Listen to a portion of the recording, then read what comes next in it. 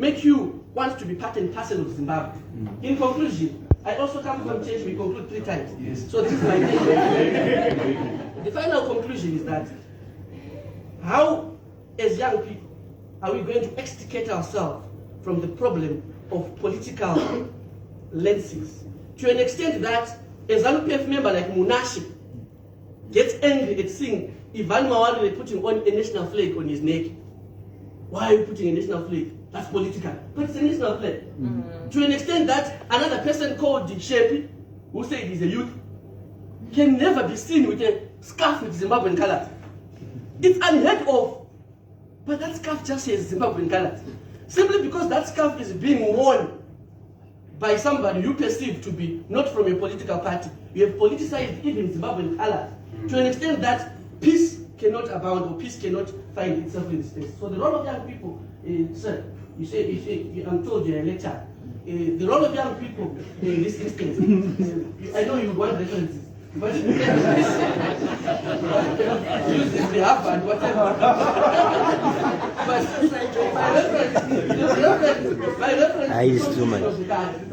my reference of what I've just said is in the constitution of the country, and the reference thereof is that let us, and please, especially for those that may not be in the age bracket of young people, please allow us to be young people. Allow young people to be young. If you allow us to be young, you will never see me fighting the next person. If you allow me to be young, you will see there's more love. And that lady that I saw when she was introducing herself, today we are going to have a very good because it's a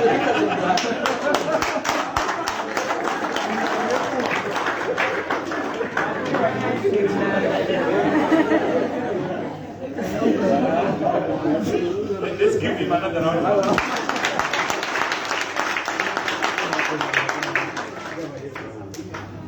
Honorable Mariti and Honorable Moyo. That one, I think 2023 will be in Parliament.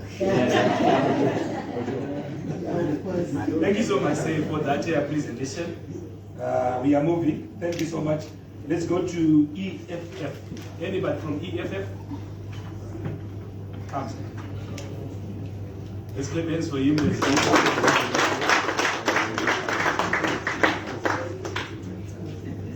In the interest of time, allow me to be saying something while I move forward. Remember, we are economic freedom fighters.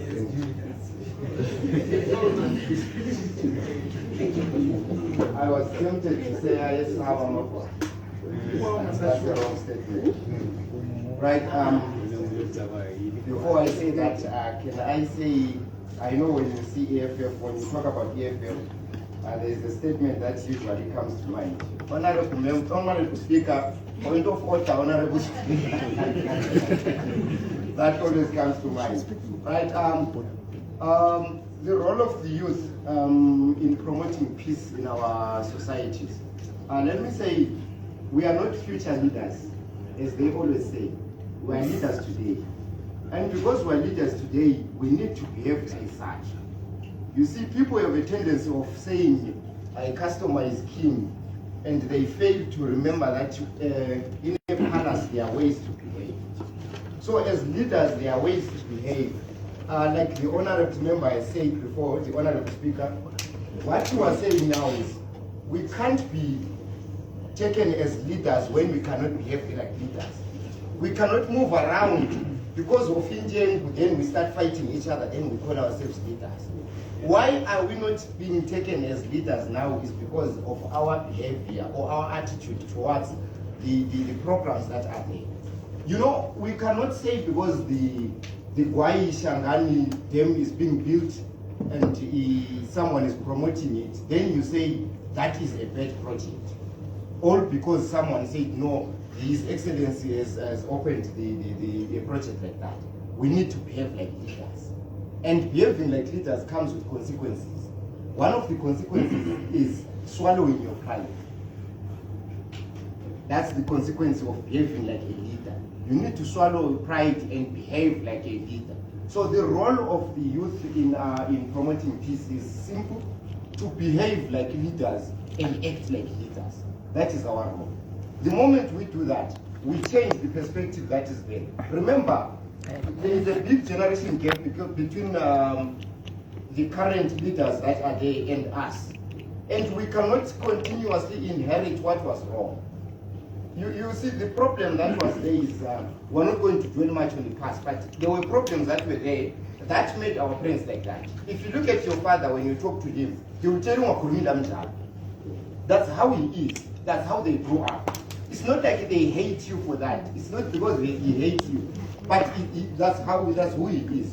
But we've been taught a culture of tolerance, a culture of humility.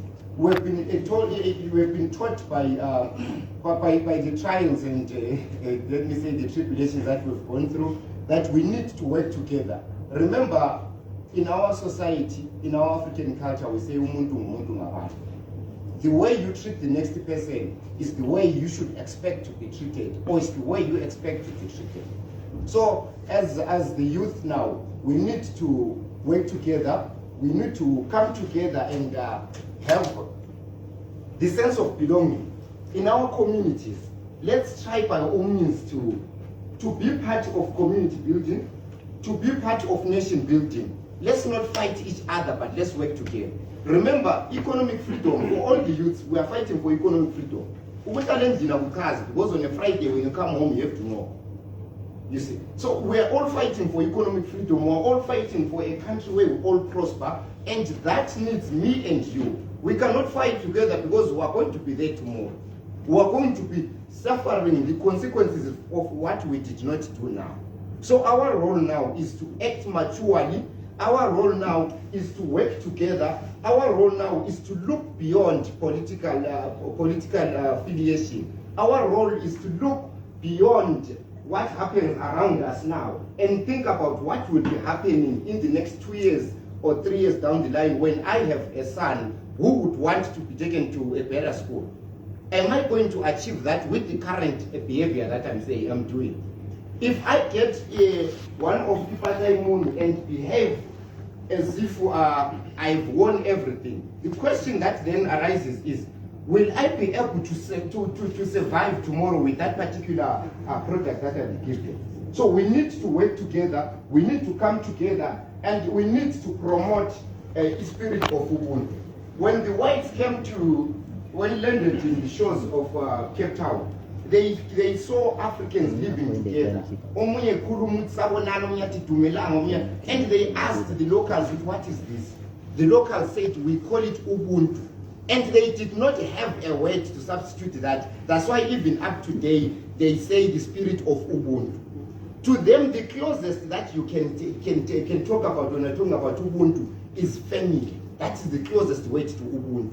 So we're saying, let's inculcate in us, in ourselves, in the next generation, and in the generations to come. Because our problems need us to work together. They need us to be inclusive. I hope we understand. Let's avoid the fighting. Let's debate on these issues. Let's talk about these issues, and let's make sure that we try by all means to say at the end of the day, we have done our part. It is my wish that at some point when they talk about me, I want them to say, I walked with giants. Because of what I have done, not what was being done by my party or whoever was doing that. I thank you. Thank you so much. Thank you so much. You need the register. There are some people who have filled in the registers. Okay, let's just raise our hands. Those that have next one. Just raise your hand. Raise your hand. That you have registered. Let's just raise it so that she can collect. She should be collecting. Just I raise also want to ask register. any volunteer to be our timekeeper for our presenters, so that you can alert the presenters not to take long. Who is volunteering to be our timekeeper?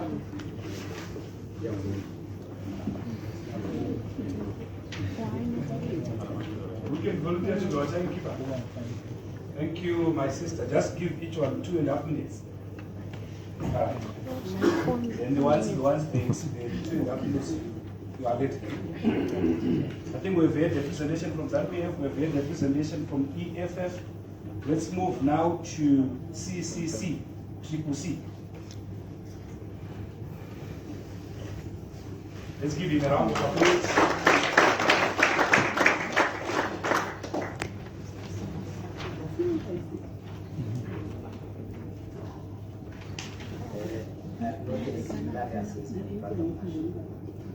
So it is minimum gap. Thank you very much. I would like to start by acknowledging the efforts that civil society is doing in trying to promote peace. Should I use this one? 4H and the other organizations that you are working in peace continuity. I would like also to acknowledge the members of parliament that we have here today. They are an important arm of government. And please, our honorable MPs, as we are commemorating the International Day of Peace, there is 60 families in Yatsini that do not know peace, as their families are in prison. It's over 100 days now, and we come from a very important arm of government that facilitates justice. We kindly appeal to you to push that a 16 first trial that is being detained without trial for such a long time. Thank you very much. I hope this ends well. In an attempt to have this to end well, I want to start with a Bible verse found in the book of Matthew, chapter 12, verse 25. It says that the kingdom divided against itself shall be brought to dissolution, and a house that is divided against itself shall never prosper. Because of that, I want to take responsibility as a youth leader today to pledge that I don't want to see a broken Zimbabwe. And I want to take a stand today to say I'm going to put maximum effort in ensuring that the Zimbabwe that we live in is not a broken house. But for us to have peace as a country, we must acknowledge that we have a problem. Our country is divided, is polarized politically. We are living under rampant corruption. We are in a country that is under sanctions. As a people, we must sit down and acknowledge that we have a problem. And there be a starting point in trying to find a solution. So as young people, I am very particular with time. 2.5 minutes is a long time that I have taken, and in my departure here, I just want to leave a challenge to each and every young citizen here that we are the instruments of violence, we are the instruments of disunity, we are the instruments of chaos in our country. But we are also a formidable vehicle to ensuring that our country moves forward. So I leave a challenge to each and every one of you, despite your political affiliation or persuasion, to take a stand and put Zimbabwe first. Thank you. Thank you. Give him another round of applause. Thank you, sir. Let's have a presenter from FDCT. FDCT. Let's clap our hands as he comes to the room.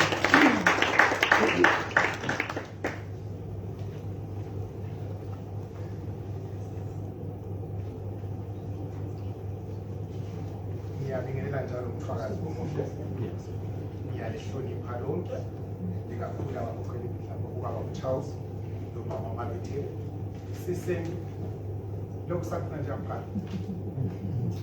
sweet sisters. My name is Maurice Damasbeli and ngivele bandlele MDC. Our role as youth is it is one to first identify and admit to ourselves that we are youth before our parties.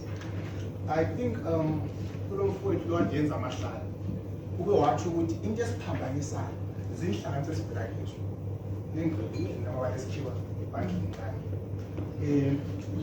Now the problem now we have with present politics is this: we as people have institutionalized politics. Politics is a basic means of communication. It's a basic principle of governance. We need to accept that. that there was politics before there were parties. Then, with that in mind, we are youth before we are parties. Then the other issue now comes, which is a major role. I say, we are not here to romanticize youth issues. We are here to call a spade a spade. If the vanguard is to be a vanguard, it has to be honest. Honest to itself and honest unto society. Because right now I'm seeing we are here as a youth panel, right? But in this room, Slama Ghost, now I'm die. Lokho akusivumeli ukuthi ngathi konke njengolutsha. Ulutsha lwesindebele, ulutsha lwamthakazi, lulembeko liyashoda. Kulamanye amabala amaqiniso singesiyaziza phambi kwabadala. Besicela nxa makuvuma ngelinye ilanga, lisiphe ithuba sibe lulutsha, sibe sodwa, sigoqane sondlane njengolutsha. Okwabadala ngalisinxusi, yenza lokho. Kanti asesiyeke kancane. My third point would be, we as a youth, we need a clarity of vision. We need to know where we are going, what we are fighting for, before we fight. Because kwesinye isikhathi kunje isikhathi semesendlala, sasijoyina amalane singathi sihlanyelile. Lapha kulelele. Into esibambeka khona njengolutsha. We always fighting now because ulwelana asazi ukuthi silwelana, angithi.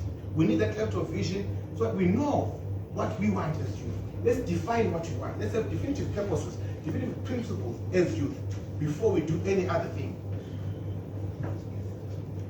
Okwesine, bengicela, especially to our youth brothers in Parliament. Since independence, the norms of Parliament has been argumentative. Please, as youth, let's debate issues. Because arguments are emotional and not logical. But debates are logical. That's why you have been in Parliament. People have been for 42 years and they've done nothing. Because we are it's a peace contest, really. So we need to move from that. Let's be logical. There are many things we can do, we can change, rather than waste time in Parliament. We always go around parliament portfolios, around the country, doing what? Sleeping in hotels, doing nothing. Let's be logical, seeming and with my emotions.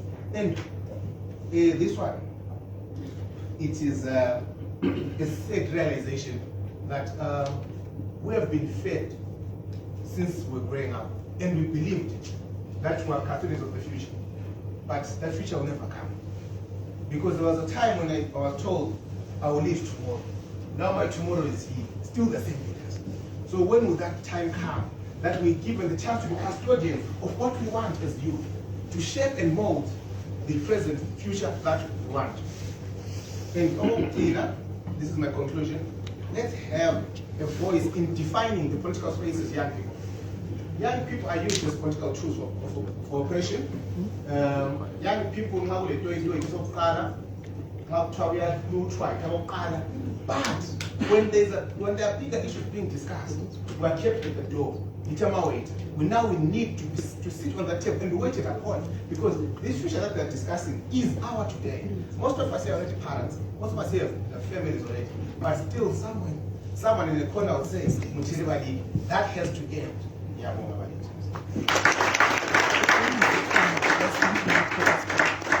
Let's give him another round of applause. I'm worried by one thing here. It seems as though the youth in politics are males. We are our female counterparts. We are talking of inclusivity. So gender is an issue that is non-negotiable.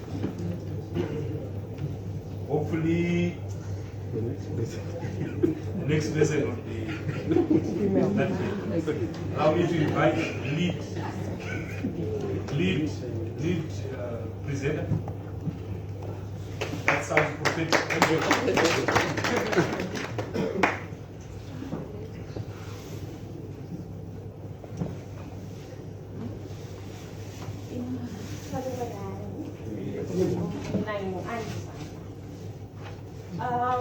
Ngikhulele Sabateng, right?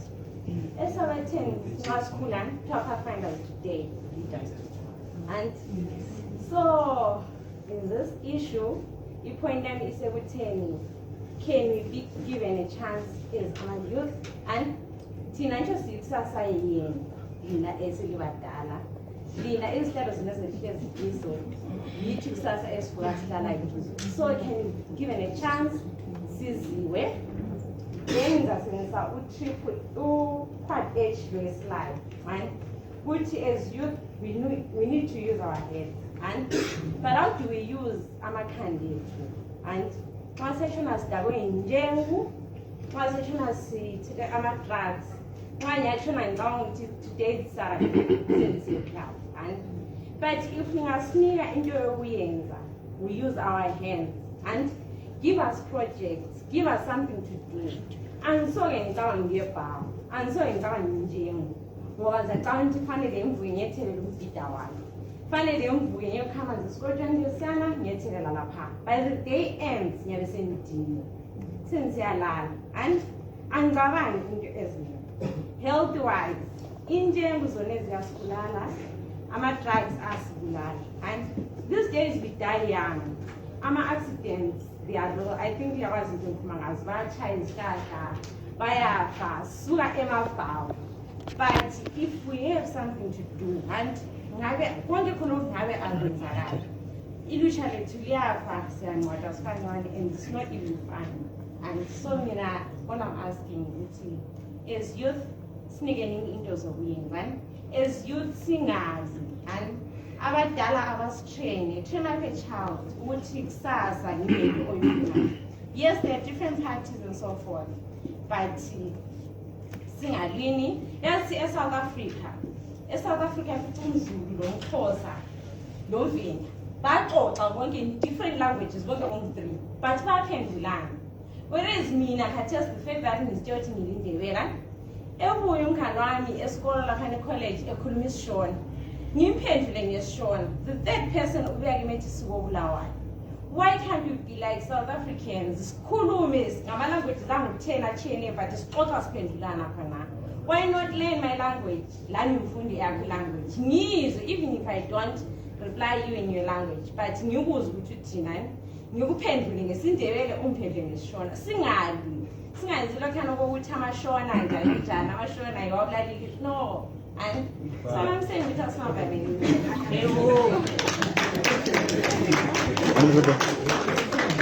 Honorable Attender. So it was on the 19th and 20th of June. 19th and 20th of June. Generally, July. There is a convergence of ideas here in terms of the role of youth in politics. Since we are agreed, we are speaking from the same perspective as youth. There are some points to take home, especially from our members of parliament, our commissioner very present. We realize that traditionally, 2 points actually. Traditionally, young women have so many hurdles to pass before they graduate into mainline politics. Unlike their male counterparts. It's easy for a male counterpart to assume a political position and power because there are less hurdles. They go via the youth league, and some ladies have to go via the women's league. But there is no men's league in both the mainline political parties. It's an advocate's point. Secondly, here's a research in terms of elections and politics. I've realized that the 2 main political parties, the other one dominates mainly in the urban areas, the other one dominates mainly in the rural area. And so, in compliance with the international standards, they will take the youth quota, that is the number requisite for the youths to be in politics. But when it comes to fielding candidates, they will say we have these candidates, and then they field that part which loses in the rural areas will field a young person in the rural area, and the results will go. So we find that there are fewer people in parliament. So these are some of the advocates' points that we can take home to say, no, when we are talking of youth in peace and youth in power, we need really to be considerate and to make sure that they are within reach of the political handles or the decision-making powers. Thank you so much on that. I think we have finished this section on youth in politics. I think we are covered. We are moving now to students. May I kindly ask ZICOSU and ZINASU to come up front? ZICOSU and ZINASU. Representatives from ZICOSU. One is representing ZICOSU and one who's representing ZINASU. Understand? What? Didn't say he's here. Oh, yeah, I didn't know. Let's have the presidents of ZICOSU and ZINASU.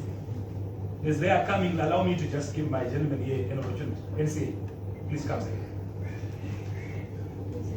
Just wait. ZINASU and the ZICOSU presidents. Let's clap the hands for the gentleman. Let's clap the hands for ZINASU.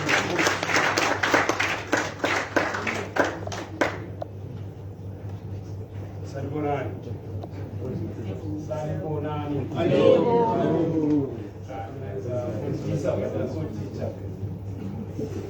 Ukubuza ukuthi okhangele ngapha angatshela ukuthi ngubani lo embhalile.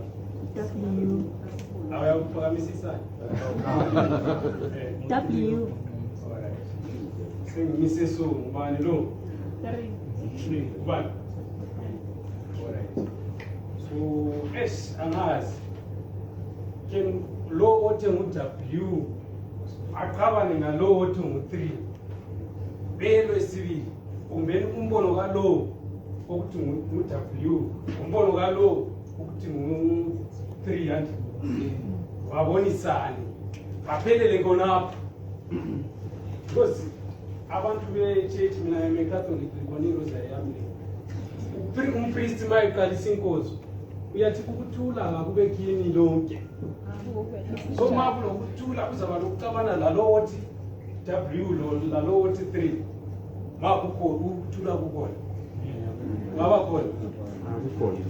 So thina esivela kulapho moment njengopresident wethu sithi asibeni ngokuthula singabi ngokuthi maybe lo okulume ukuthi u3 vele lo angasitshela ukuthi lize liqhubeke liye phambili kanti angazi ukuthi ngabe ngikhulume kancane but ngisasemncane so ngangigula kwakulomunye ubaba angazi kodwa ngumnkomo ubani wasithi peace begins with me.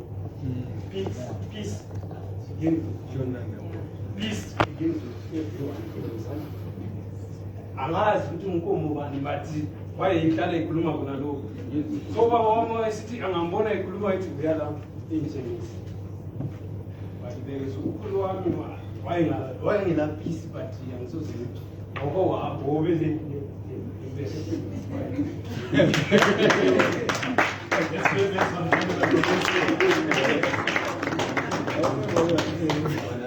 Thank you. But in Zimbabwe, we've got tertiary institutions, our universities, our colleges, and there is a lot of activities going on there. There are a lot of activities going there, and we've got ZICOSU and ZINASU. And allow me to call upon the gentlemen to come and flank me side by side. Come, gentlemen. These are our main protagonists in terms of peace issues, political movements within the tertiary institutions. And today they are not campaigning, but they are talking about peace. And we are, as for Zimbabwe, we are promoting peace amongst the students. And we were just discussing this morning with our good commissioner to say that if we inculcate the gospel and the doctrine of peace from an infant stage, it would help us to mold a society that is tolerant and a society that converges on peace, a society that respects the values of Ubunism. So ladies and gentlemen, before I give them an opportunity to speak, let's just clap hands for ZICOSU and ZINASU. I'm going to do the slogan for themselves, for them before they do so. However, comrades are hoy. However, comrades are hoy.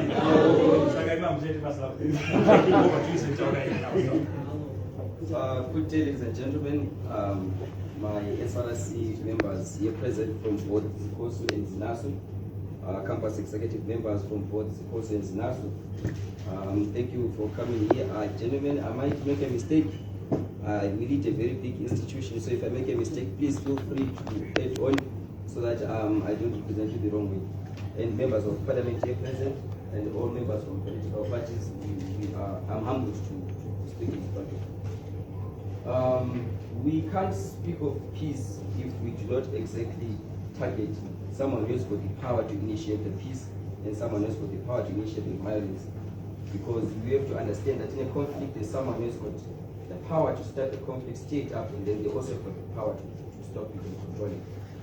We come from political parties. Usually conflict comes through political parties, especially since we're talking about leadership and all. So we should be able to tell our political leaders that this step that we're taking now is going to cause violence. I think that's the first step that we as young people have to take. We have to be able to pick up the phone call and tell Comrade Chamisa and tell Comrade President Mnangagwa that this now that we're doing, that's happening right now in Bulawayo, tomorrow we might have a problem. The reason why people fight is because there's a distance in between them. Trust me, if we're sitting all together like this, there's no way you're going to shout because someone can hear you. But because there's a distance in between, you have to raise your voice for someone to hear you. I think if we're able to sit together a couple of times, would we have a situation whereby we have to shout, we have to fight for someone to listen to you? Because you're sitting together, you don't have a reason to shout. And usually the reason why there's conflict in politics is because the situation changes. It's no longer competition for ideas, it's now competition for power. People should understand that competition of ideas would require you to listen, while this competition of power would require you to fight. So we also have to make sure that we reprimand our leaders just that they understand that this is not about power, it is about ideas. We have to make sure that we talk to people that control the situation when there's conflict. For instance, we can talk about the security sector.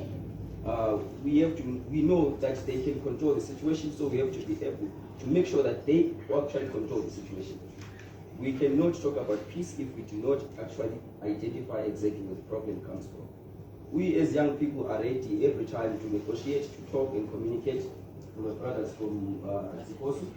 Trust me, if we spoke more often, we would have situations where we end up demonstrating and getting people arrested.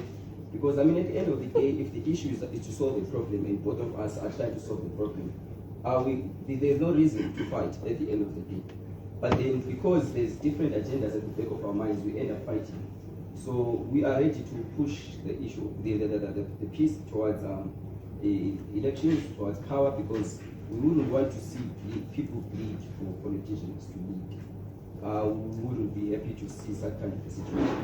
So I think we are ready from our side, and I would also gently and humbly expect that the gentlemen from the other union are also ready to have a conversation in which, if the issue is to solve the problem, let's solve the problem. It's not about showing political muscle or power, it's about finding a solution to the problem. Thank you. I think let's just allow the other gentlemen to speak. Thank you. Hello, Nani. For the sake of time, I shall say, go protocol. My name is Dawali Matari. I'm a student president in Zimbabwe. This is now I'm representing the course now. So this is another thing I will, but I try to think with the union and represent the union. The challenge that we face as the students are the same. The challenge that is enough students and school students are the same. But the solution is that we should find a common goal and start strategize on how we can obtain our goals and how we can achieve our goals. I always tell my constituents is that, guys, you know what? The building visit that you want, or the teacher skills that you want, you mean you have. It is the duty of the student to build their institution. There is no one who shall come from another institution to build an institution. So as the student, in terms of supporting peace, we should be the forefronters of peace. I'm going to someone, let me be a demonstration. When I sit down and you talk about that someone with this issue, this both sides are actually the peace that we are suffering, we are all suffering together.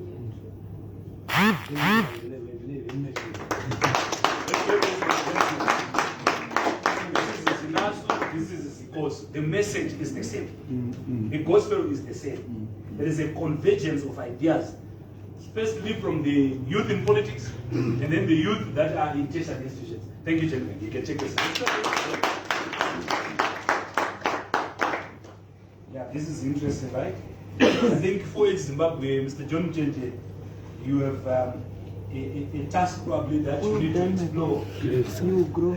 I think the youth in politics and the youth that are in tertiary institutions have connector problems, what I call connector problems. There are some people who exist between these youths and those that are in power. So the transmission of the message is distorted along the way, because Honorable Moyo and Honorable Maletela will concoct it. They will also add some spices along the way. And after them, those ministers will also concoct and add something. So there's going to be a gap between what the youths believe in and those in what those in authority believe in. Tell you something, they may not even know that at this level there is tolerance.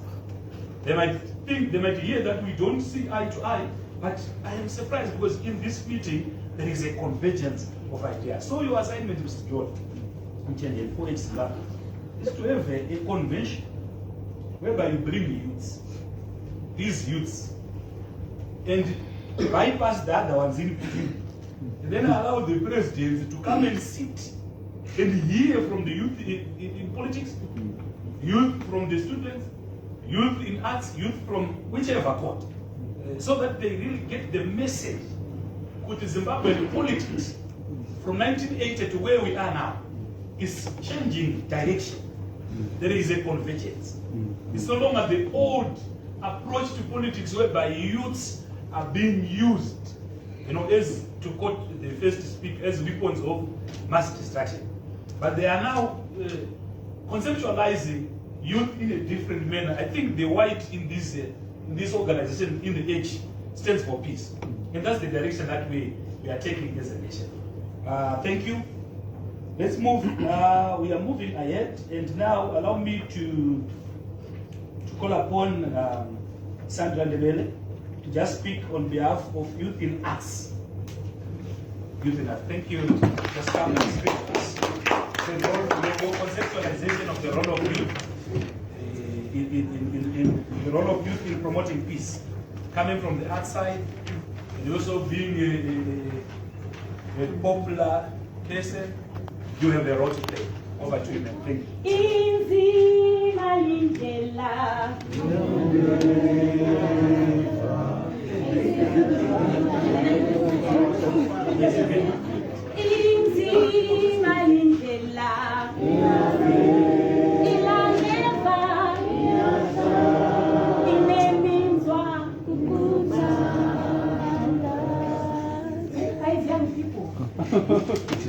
This song is good, yeah.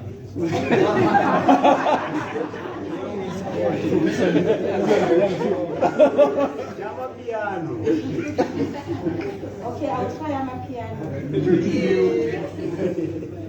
Good afternoon, ladies and gentlemen. My name is Sandra Ndebele Sibindi. I'm a mother, a wife, an entrepreneur. I'm the provincial chair for Young Women for Economic Development for Bulawayo. I know abanye bethu bahlala bendithisa. But before I say what I have to say, I would say all protocols observed. Thank you so much for giving me this opportunity to just say two things. I started my music career as a young woman from Bulawayo.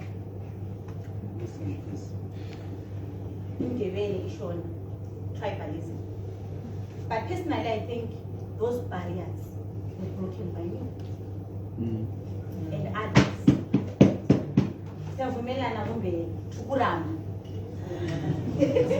Because I go to Harare, I go to Indura, I go to Marondera to sing. It's in the way the high shown. And I still feel up. So my job is an easy one.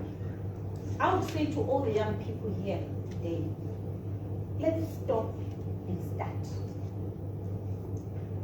What I mean by stopping and starting is, I think I was listening to every speaker who spoke, and people are saying things that have been said years and years and years. I'll give you an example. Before Olaf Moma Jaivana left Zimbabwe, he sang songs Leli lizwe kalila mali. Leli lizwe likwelolova.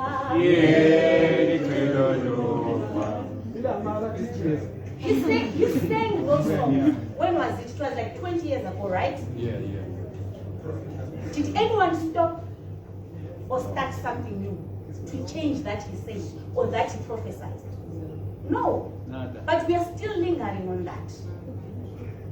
We're still going on that, saying, yeah, this one did this, yeah, ZICOSU did that, Zanu Pf did this, MDC did that. Are we stopping to start something new as young people? Because the moment we stop and start, peace will prevail. Peace will prevail. And it doesn't start with me. It starts with you. With you in your communities, with you and your people.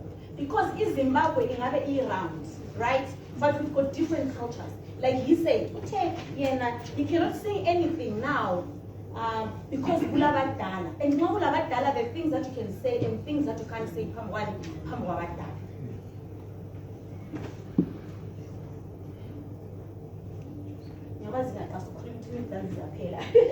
But speaking on behalf of young women for economic development, like I'm wearing my hat, is Tina, we are young women for economic development. Hear it from me today. So that even Lobu Hamba is our ambassador, wait. Because Tina as young women, we are saying no one will come from Harare, we have to start as young people to do so on our own. So people would say young women for economic development, young women for His Excellency Emerson Mnangagwa. Yes, economics, economy, ihamba hand in hand with the ruling party. But we are economic development. 4 years to come, if whoever comes in power, economic development will still be there.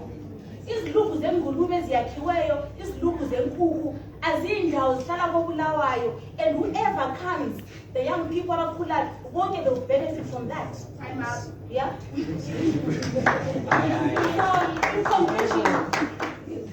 In conclusion, I would say peace begins with you.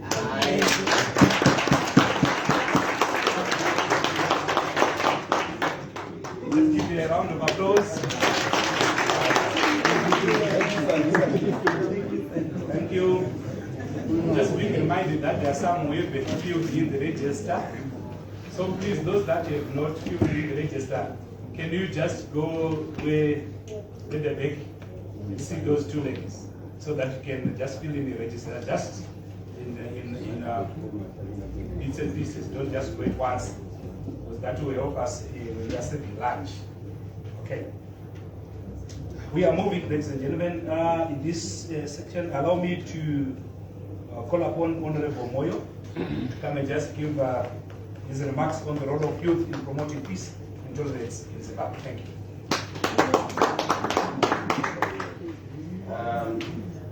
Thank you very much. I think I will leave the issues to do with the protocol. But I think it's important to highlight that we are happy that 4H you are calling such an engagement at the right time. Remember there was a bill here recently example where we had on Twitter, it was asked that youth from Zanu Pf and ZICOSU were fighting over a bill. Imagine. So I think it's good that at least after this, at least youth will know that they have to meet somewhere and agree on other issues. And allow me also to applaud NPRC for getting such a platform. Usually, I quote Tenda Mavetera, Madam Speaker. Are you aware that she sits in the Speaker's panel? I think she deserves a round of applause for that. The members of Parliament, in particular the youth, are taking advantage of her. And each and every time when she sees that there is a youth member of parliament raising her hand virtually or even in the house, she makes, please media, don't record this. She makes sure that that youth is given that time to what? To speak, which is very important. And I think it's commendable. I'm only saying this here, and I hope it will end here. Youth in politics, youth in arts. It's also important to highlight that she chairs a youth caucus, and that youth caucus is deputized by Honorable Joanna Mamon. From where? From TUC. First of its kind, where youth sit down and say, what is wrong? And then how do we chart the way forward? So it's very important that for the first time, for the youth caucus, where members of parliament who are youth coming from MTCT, CCC, and Zanu Pf meet, convey, and debate the way forward. So it's very important and it's notable. Number 3, where I think we are going wrong and something must be done. Maybe it's about the school of ideology, which is MFT. I don't know the syllabus in that, maybe that is used today. But who knows, I think it can be a source of all these conflicts, whereby as youth here we can meet and agree. But what will then happen when you go to have a school of ideology, when you are indoctrinated? So from there, when you see a triple C youth, when we see an MTCT youth, you won't be able to agree with him. Why? Because maybe it's because of the syllabus from every school of ideology. I don't know what is there, but I'm trying to say it's important if you are to have a school of ideology. It's a good initiative, but maybe let's allow all the youths to go there and learn whatever we want to learn, and let's also partake maybe from the syllabus, what formulation, so that at least from there we'll be at the equal page, rather than to have others having more information and others not having more information. During campaign time, imagine if you are saying this is our parliament. Check the way we are contributing. Check someone, Tina told me about matters of heart.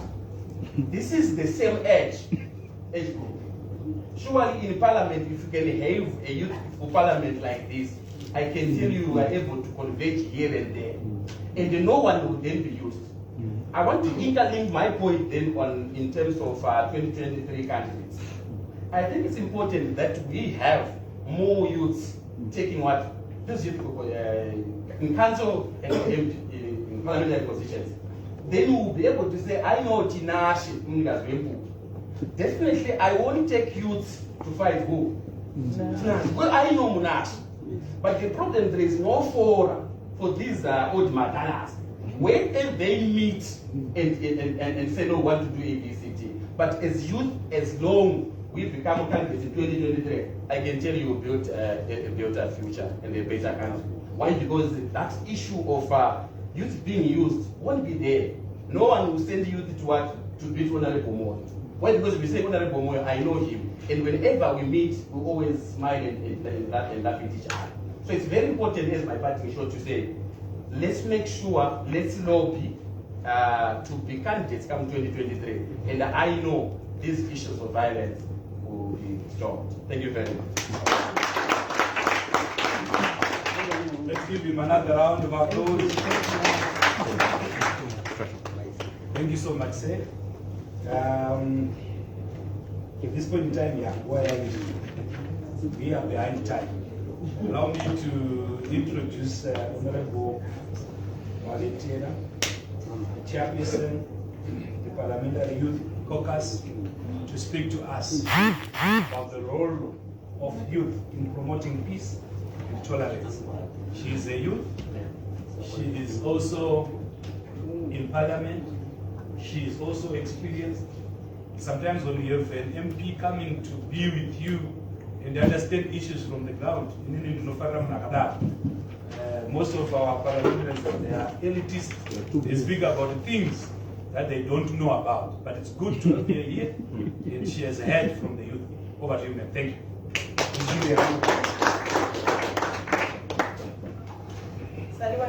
nonke linjani linjani awuzwi swiswi right. Ahoy my comrades, ahoy ahoy my comrades, ahoy ahoy for peace, ahoy. I will try to speak as much as I can, but let me first start by acknowledging all the presenters before I came in, who spoke very well and eloquently about us promoting peace in the country.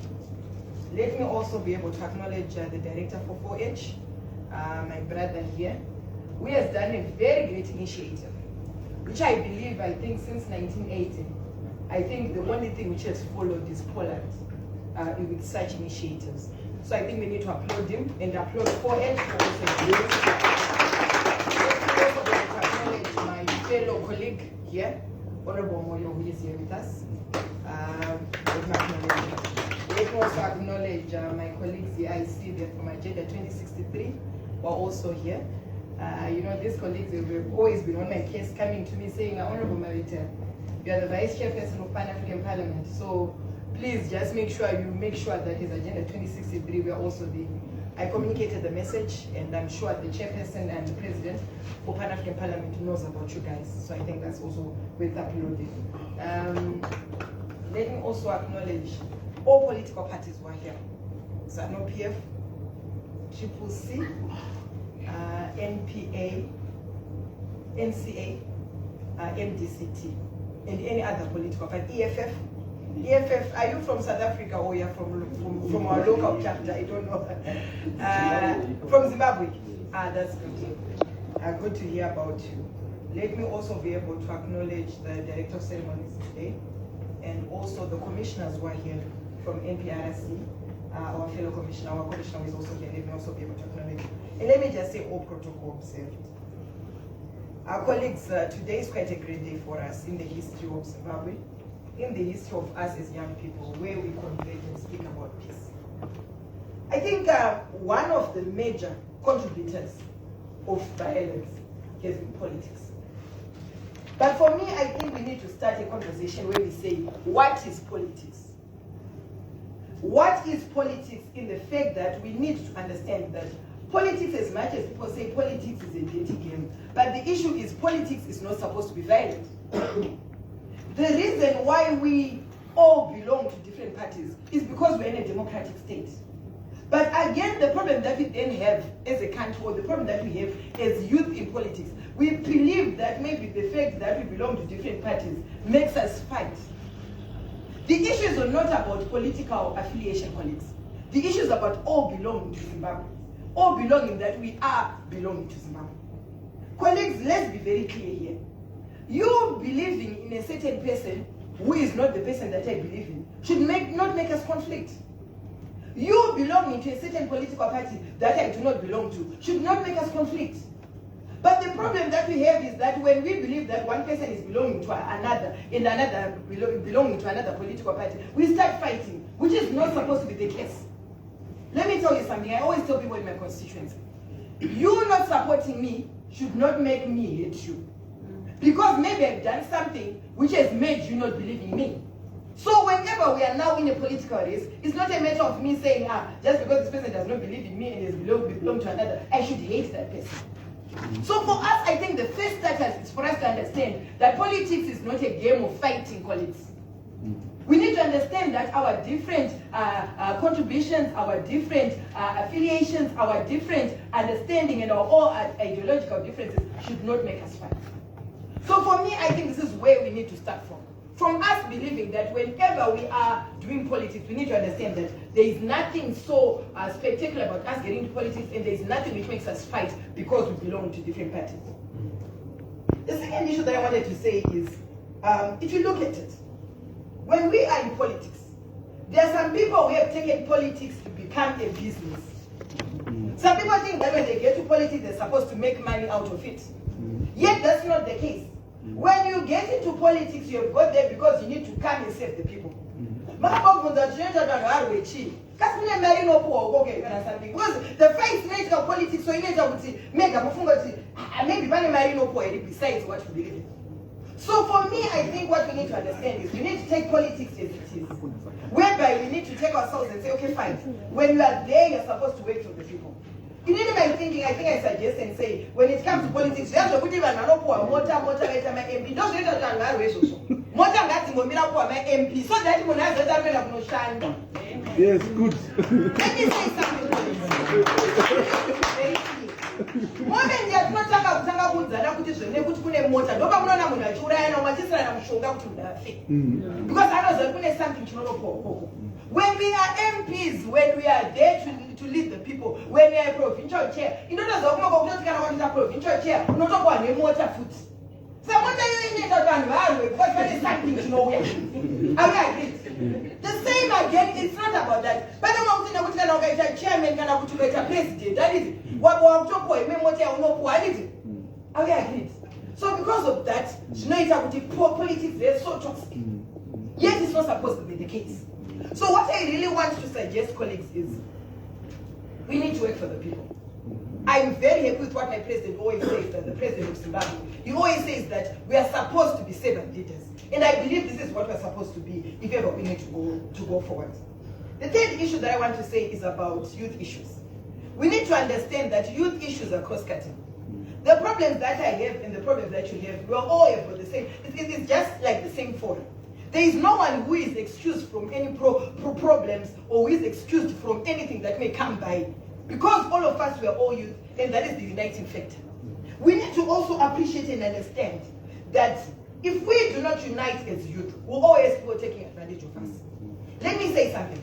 We need to be very clear. There was one speaker who spoke here when we came in. He said we need a conversation where we're just the young people. If you look at it myself, I'm not 36 years old. That don't put them to youth. That is it. But in the proper for my youth. Don't want to take a discord department. Can I tell you that my youth, my youth don't tell them Jolo, because they're youth people. Because we don't understand it as young people. It's not just in the system age, maybe 36. You must understand. What's with you? You understand it? Because you guys, it's your age. But when it comes to us, we think it's something I don't know, which is not supposed to be spoken about, especially in public. Because Takura, we don't need to see something. When we've got this for as a Babam change, we meet the people, my young people, more question, it's even when it comes to positions, what then happens is that we know my young people, so for me, I feel what's very, very important for us to build peace is for us to understand. You can't be a goalkeeper, wait a strike. You have to know good position so that we go forward. I think we need to understand something, colleagues. That if you look at it, right now we have got 10 seats that are supposed to be given to the young people. But you come to think of it, if you young people are not as silent about them, do not go where it's going. But so definitely they will come and be allocated to the relevant people who are the young people of Zimbabwe. Right now you have got another 10 seats again, which are supposed to be allocated to youth quota. So what you need to understand, youth quota, which is to the women's quota, that young people are supposed to get, which are young women. So if you don't speak about it, if you don't know, then all this position will be taken, and therefore we won't be able to enhance peace. So for me, I feel that it's quite important for us to say, my youth.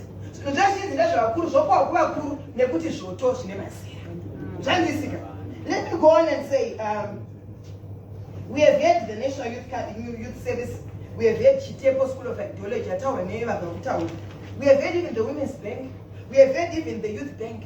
But a lot of people think, this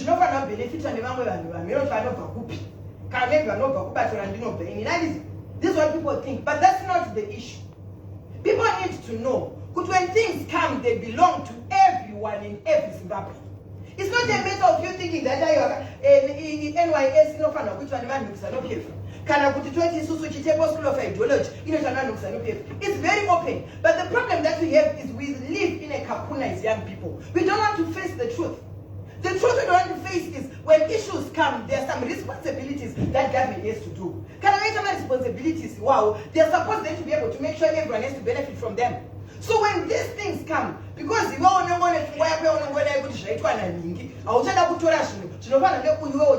benefit from them. So for me, I feel that as young people, for us to go forward, we need to understand the truth. We need to be able to accept, okay, this is where we are as young people. How do we move from here? How is it? What is it that is supposed to benefit? What is it that belongs to the young people? The moment that we do that and we are truthful about it, our country will actually be able to go forward. Let me conclude by also speaking that it's important that we understand that Zimbabwe is built by Zimbabweans. Our president said that if we as young people say to ourselves, we are not going to fight another. We are going to be young people who are going to stand for the truth and say, in any dream a young person, I can't go, don't you want to move with the because they want to know what is a group, the water number one, and go out to Sumba, the water number one, and what does that help? What does that change? As young people, we need to be able to be people who stand for what we believe in. Fighting does not bring us anywhere. Violence,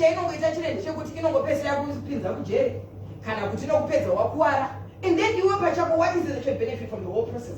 So for me, what I feel we need to do as young people is we need to stand and say, whenever we have got political differences, this should not make us fight. One thing that we also need to understand is when we are young people, we are supposed to go, we stand for the truth and by the truth. And we're young people, we're supposed to appreciate whatever we're supposed to be given. And I think in that way, it will also be able to make us go forward. And again, we need to understand that we are all young people. We need to be able to stand for each other as young people. We are supposed to appreciate each other. To realize that there are some people, and you don't like that person, when you think of it, then you say, but you realize that there's some people who are just like that. Let's stop hating each other. Let's stop always fighting each other, because it does not bring any peace for us as a country. Let us be united, because we believe that peace belongs and starts with you, and peace belongs to any other person, and it starts with me and it starts with you. Thank you very much. Another round of applause for her. Thank you so much for speaking passionately about peace. Thank you for the nuggets that you hammered on us. Ladies and gentlemen, may I just ask you to stand up? I just ask you to stand up, all of us. Let's stand up. This time is not on our side, ladies and gentlemen. In our midst, we have a commissioner from the National Peace and Reconciliation Commission. He's an academic. We have met before. We have interfaced. He's someone who knows about peace. We want to give him an opportunity to speak to us. I know we had allocated him around 20 minutes, but we ask you, Commissioner, to summarize it, if possible, to less than 5 minutes. I know you can, as an academic person, you can summarize, you can just go to the question. Ladies and gentlemen, as he comes to the podium, let's clap hands for him. His name is Dr.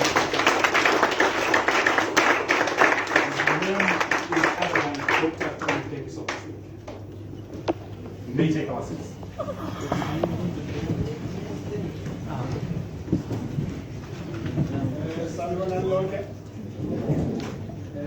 Allow me to get straight to the point so that I will utilize the 5 minutes which have been allocated to me.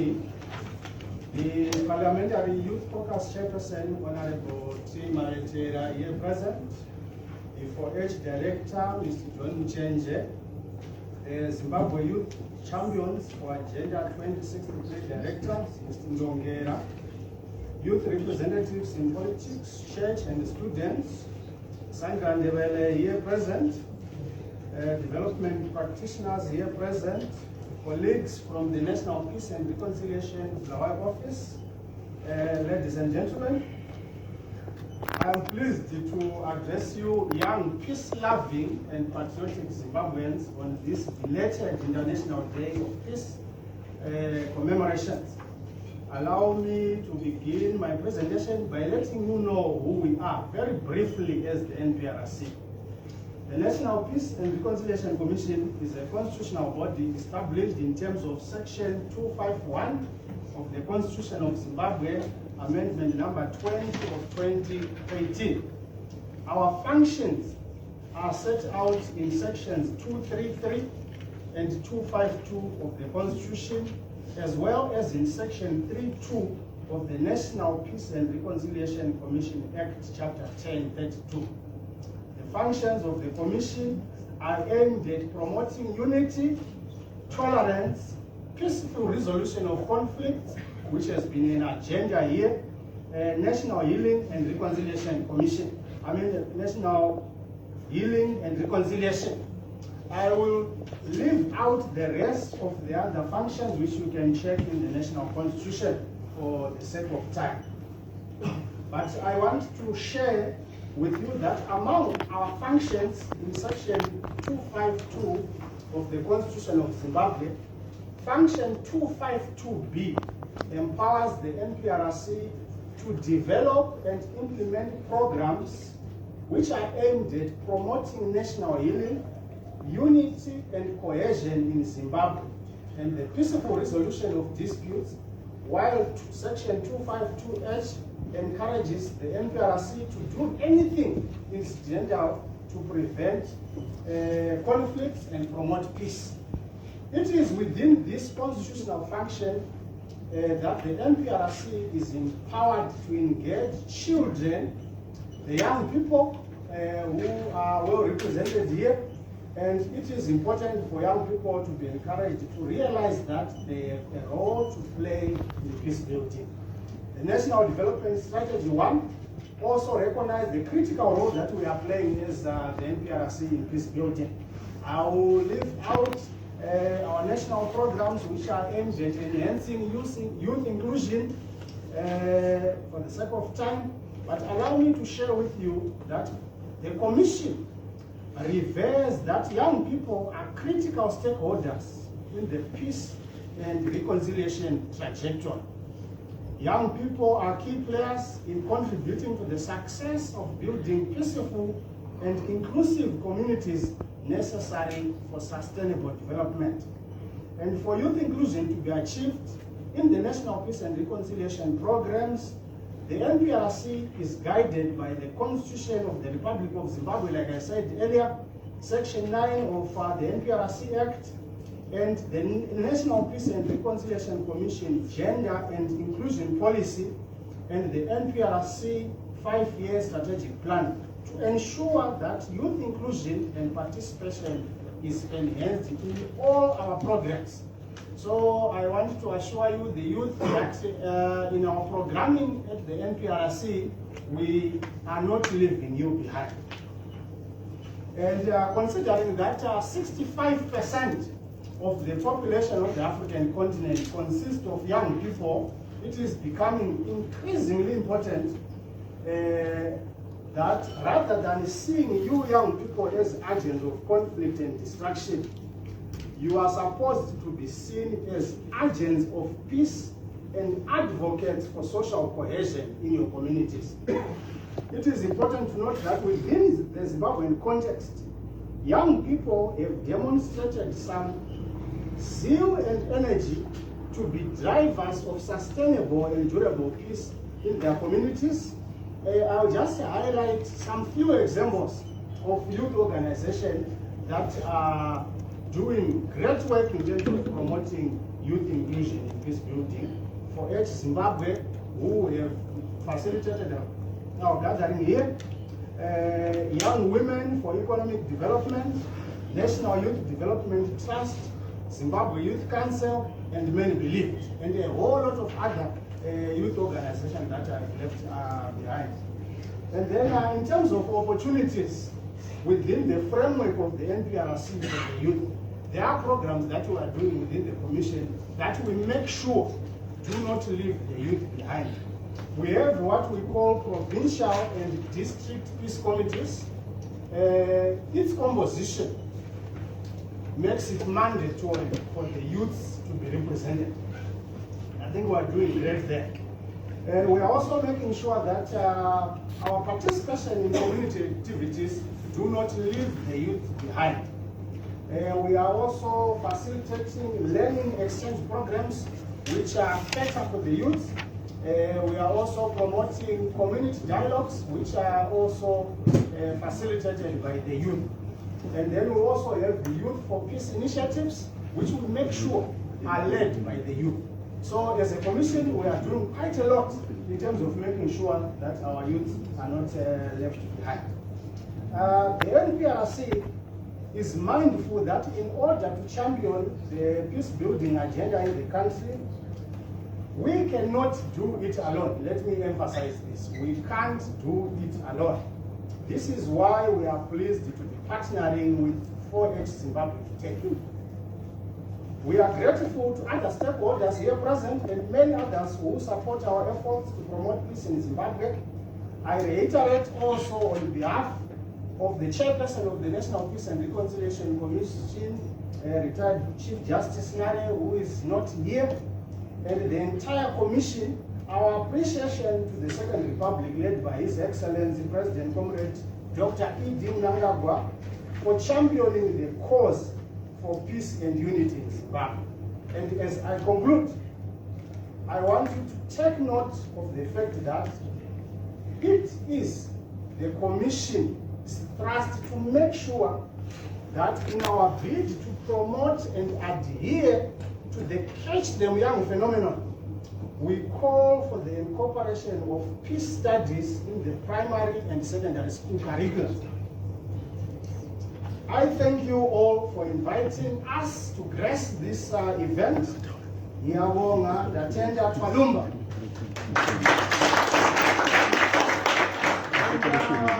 Sorry, just a minute. It is unheard of within the commission to make sure that I leave the podium before doing or sharing our mantra with you. May you allow me to lead you in that mantra recitation. We say, peace begins with me, peace begins with you, and peace begins with all of us. I want us to do this together. Let's go. Peace begins with me, peace begins with you, peace begins with all of us. I thank you. Thank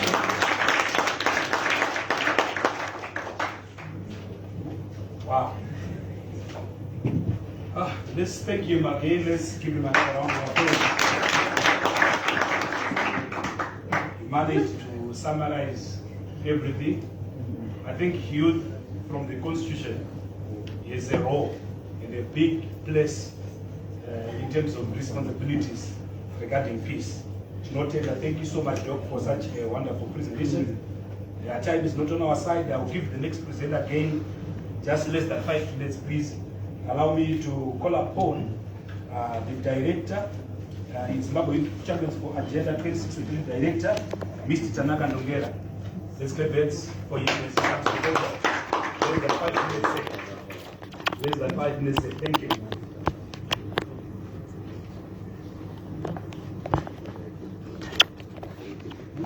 I've been streaming like, I'm tired.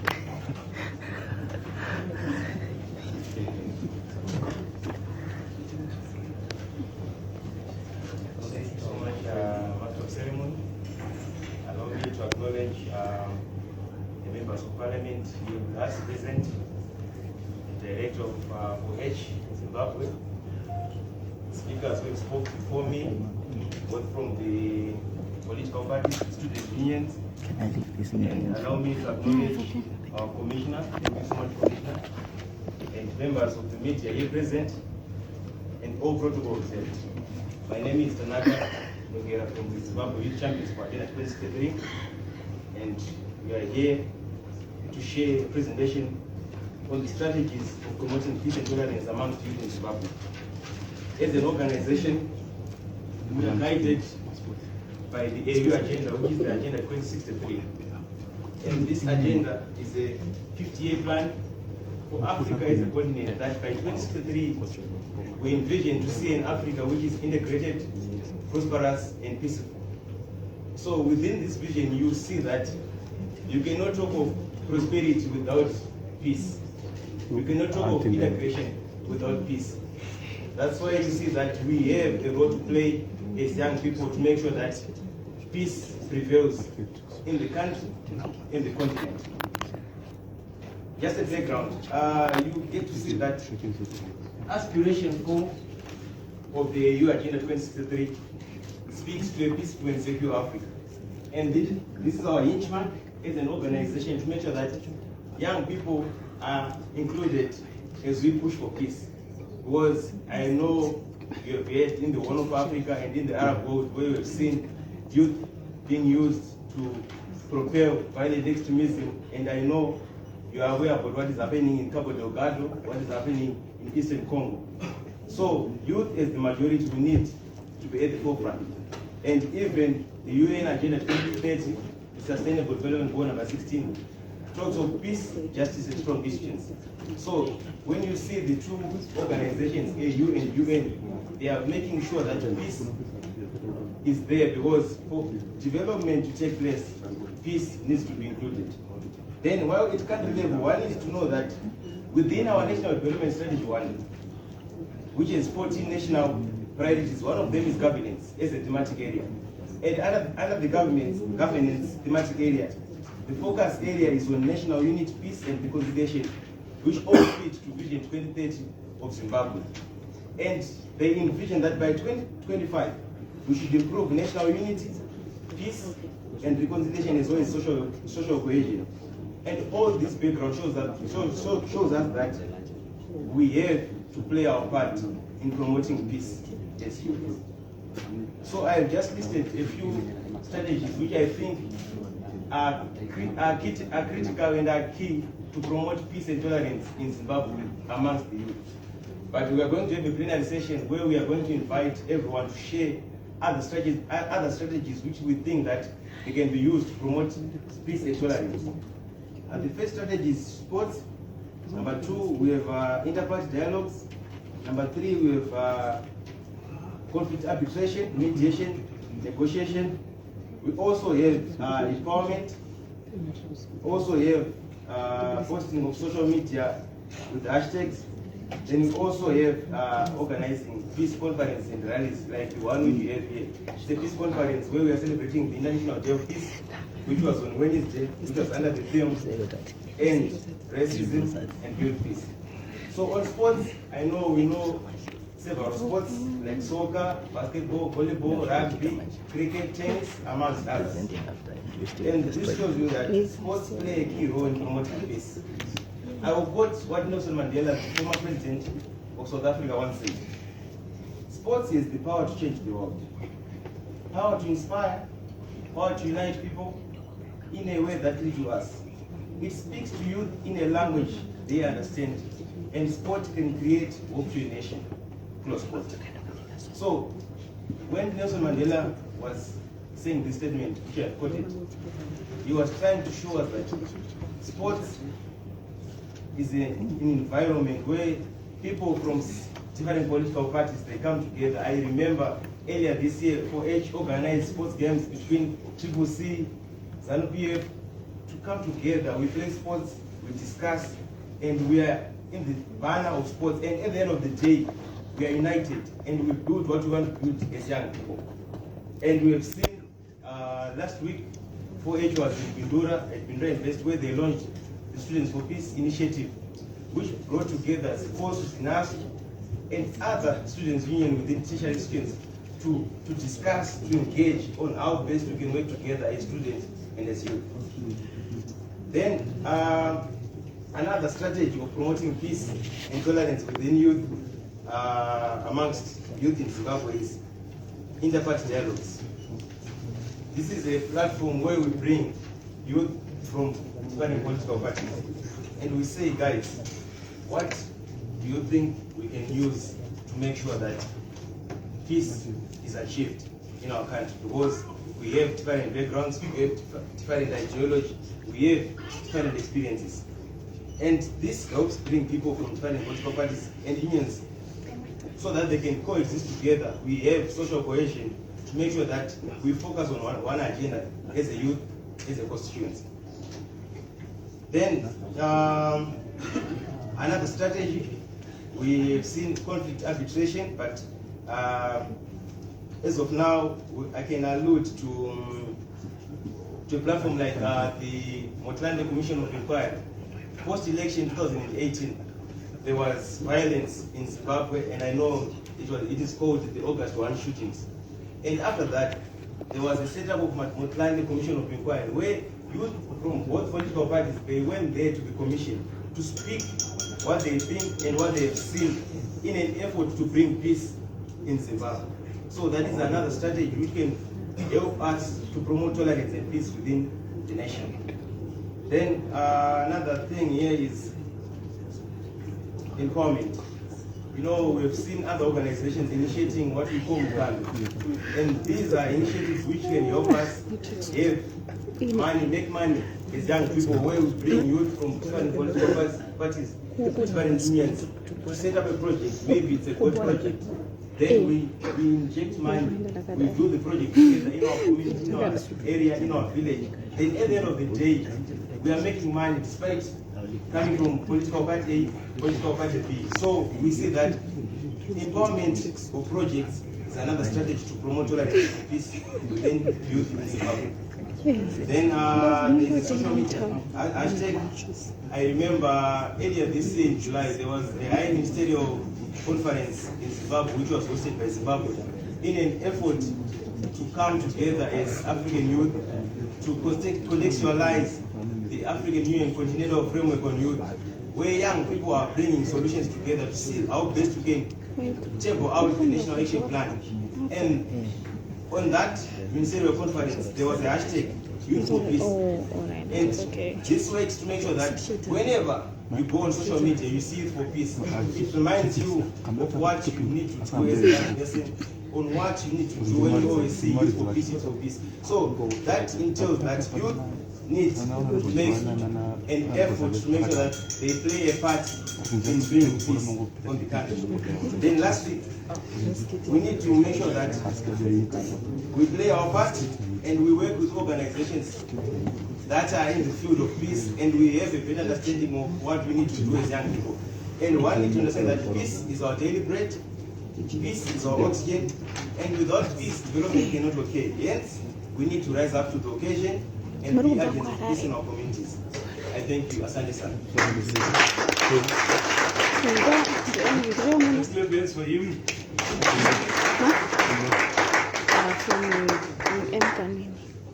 Just a few announcements. We take note of our councillor, the CSC father, Mr. Namizis. You have a role to play. He will give us the vote of thanks later on. Just to prepare. And another second announcement is that all the political party leaders, you are being requested to see IP. Can you raise your hand? Let's go and see outside all the political party leaders so that we organize what has to be organized. Thank you. Again, ladies and gentlemen, as we continue, we are going to have a plenary of all the discussions and deliberations just at once in the interest of time. But for now, allow me to move on to the next presenter, who's going to present on Zimbabwe Youth Charter on electoral process consultation meeting.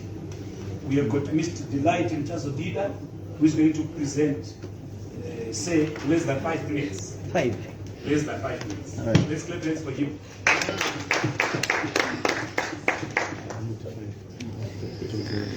5 minutes, 5 minutes. Let's clap hands for him, sir.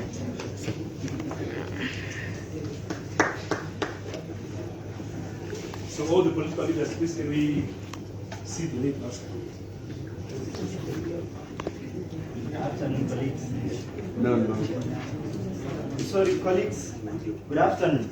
Afternoon. Good afternoon. Afternoon. Good afternoon. Afternoon. I'm sure this is the hallmark of this program. Our political leaders, they come through their lawyers, they design the charter which punctuates what we seek to achieve as young people. So I call upon you for this to be a participatory process. I understand we all received our tickets for meals. I understand we are fatigued. It's now the afternoon, it's hot. But I'm saying resources have been put in this program, and if we can just allow us to have 5 minutes of objective and lucid listening, I would appreciate. Thank you so much. So, I'm sure the presenters and everybody that have spoke, they've alluded to the issue that our politics have been punctuated by violence, perpetuated manipulation of the electoral system, and the abuse of the young people. And at the end of the day, the violence has become so hybrid that it's no longer on the physical realm, but it's now on the politicization of national resources, and it's also emanates even from you being threatened to lose your education, just to mention a few. So what OH did was to invite your political leaders. They came through their political lawyers. They sat down for a document to say, what do we want to see? What do we wish to see being achieved and being afforded to the young people, so that the political landscape is free, it's awarding, and it's sustainable in our efforts.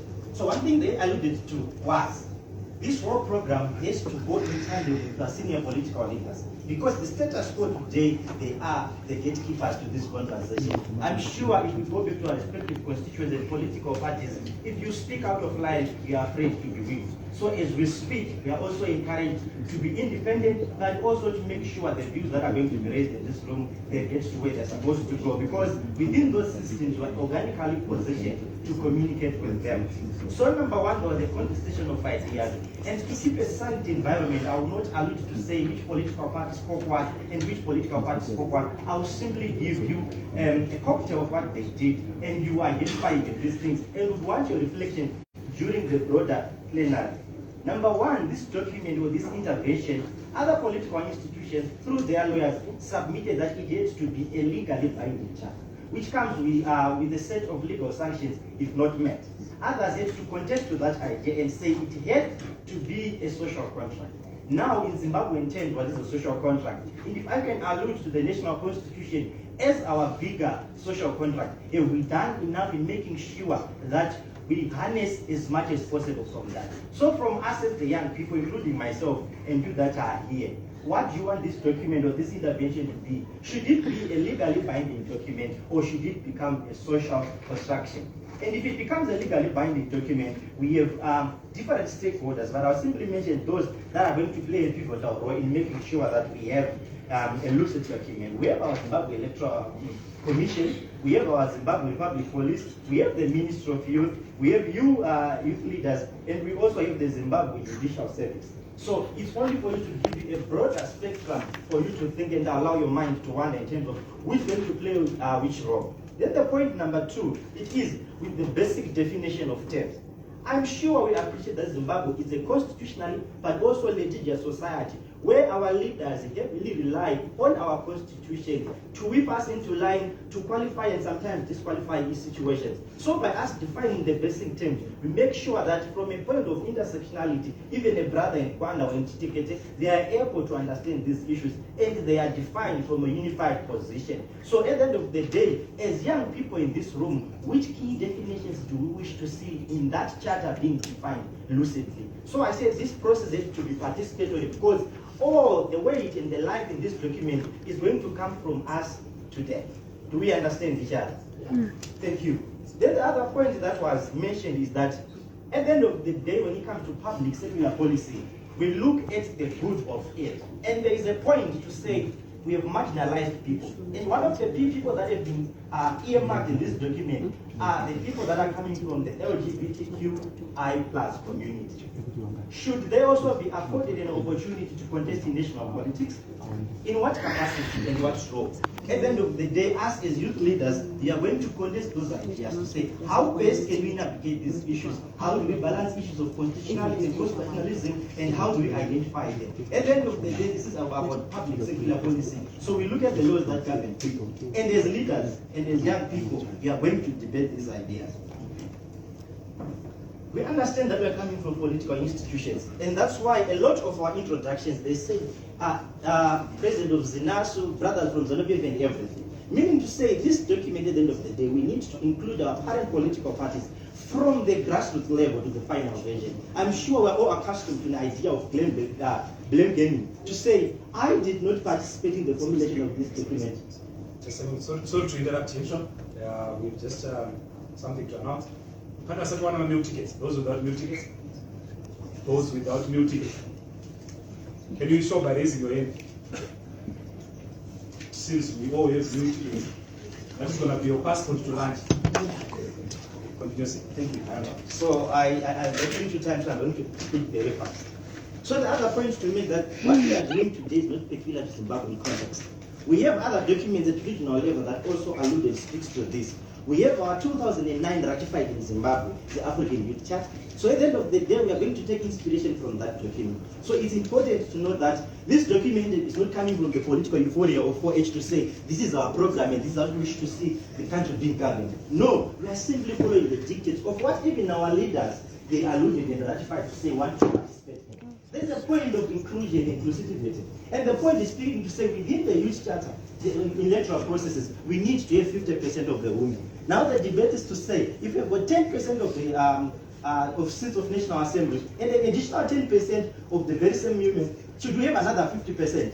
At the end of the day, we are going to debate these things. I'm simply highlighting in areas in which we are supposed to guide each other and make sure that this conversation is as beneficial and as lucid as possible. So we go to the issue of the mechanics in terms of how we're going to define this, the methodology. Which method do you wish to see? Which mechanics, which objectives? And this process is shown, I say, to say the process happens without us as young people. So at the end of the day, if as young people we don't own this product, this space and say we want the document to speak to these things, this charter to speak to these things, you might be surprised to see scholastic definition, scholastic passages that does not speak to your modern day reality. But at the end of the day, did we participate? And today we have a unique opportunity to participate. That's why we are here. It's a central venue where we are all free from our day-to-day problems and we are doing it. So I will not dwell much on the issue of the role of young people in peace. I'm sure the other young people, they've spoken to that and they've done so lucidly. I'll go to the issue of young people and their representation and responsibility. Now, in my first submission, I say, should this become a legal document or should it become a social construction? There are legal connotations in this. We are not only going to be a charity case of accepting privileges. There are certain dictates and responsibility which are supposed to play objectively. And what are those? And at the end of the day, it comes us from young people to say, what responsibilities do we need? We all alluded to the issue of peace. We all alluded to evidence-based approach. We all alluded to the issue of inclusivity. So at the end of the day, that responsibility has to be manifested in the representation and how we tackle the issues. And we understand that our political parties, they have a legislative agenda. So at the end of the day, it's opportune for us to speak within such areas. Now, we are all aware of that Zimbabwe, with the Constitutional Bill Amendment number 2, it spoke about reserving seats for young people. At the end of the day, how are they going to be allocated? May I ask someone, currently the seats for women, how are they allocated? Anyone just to tell me? How those 60 seats, how are they allocated? So it's through political proportional representation, right? Yes. And we spoke about a young people that is investable, a young people that is strong, and sometimes these people, they do not come from the confines of political parties. So as young people, are we saying it's going to be limited? It's only going to be limited to 2 political parties that have a lot of power in the National Assembly. And you also need to understand that it's the total number of the constituents, or the voters, the constituents, divided by constituents, right? So at the end of the day, even you in a popular political party, if you did not do so well, if it does not do so, they've got good ideas, you are simply going to fall within the cracks. We're not going to take each other to the classroom to say, what does the PR do? But it's something for us to think about. We have free Wi-Fi. We can also research and make sure that we have lively extensions to this argument.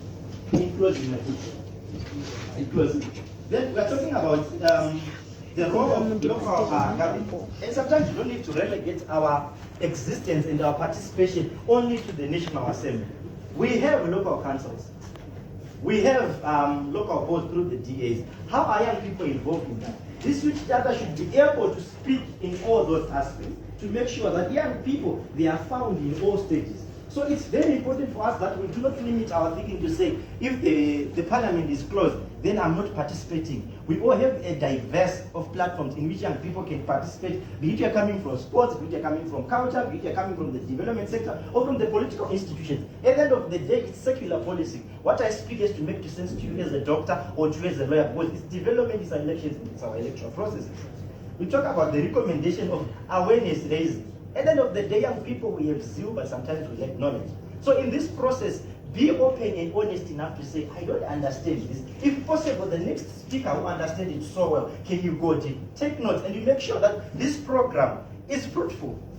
So because if we come up with big English words, if we make sure that we download different journals and we smuggle it to this document, and it does not speak to your social realities, it will not solve the problem. And I'm sure we spoke with vigor, we spoke with energy in terms of young people, we know what we want. Young people, we are united. Young people want to see this nation going forward because we are the potential reservoir. Let us allude and let us exhibit that potential reservoir in this document by coming up with views when the plenary comes.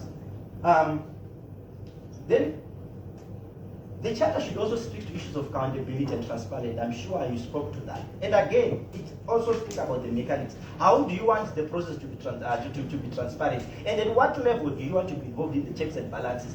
Doing what at what role? And at the end of the day, sometimes, because you're afraid of being whipped by your political leaders, you might have a different view, that even oppose your current political party. That's why today all these views are not jacketed to say they come from you. Identify with an idea that you want and make sure that it's emphasized and it's involved in the policies.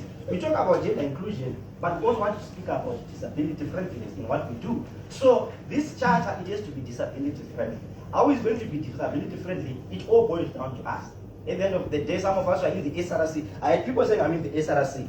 I'm kindly appealing to you to say, at the end of the day, when you do your notes, make sure that you have a program of people that are disabled, right? There's someone doing the sign language. You're moving for it to be found in Braille. And I think to our leaders at 4H, people have been doing this over online. And I'm sure in the secretarial department, you need to show that this is documented in sign language. And there's an effort to make sure the Ministry of Information has been given a Braille copy of this charter so that everybody is involved.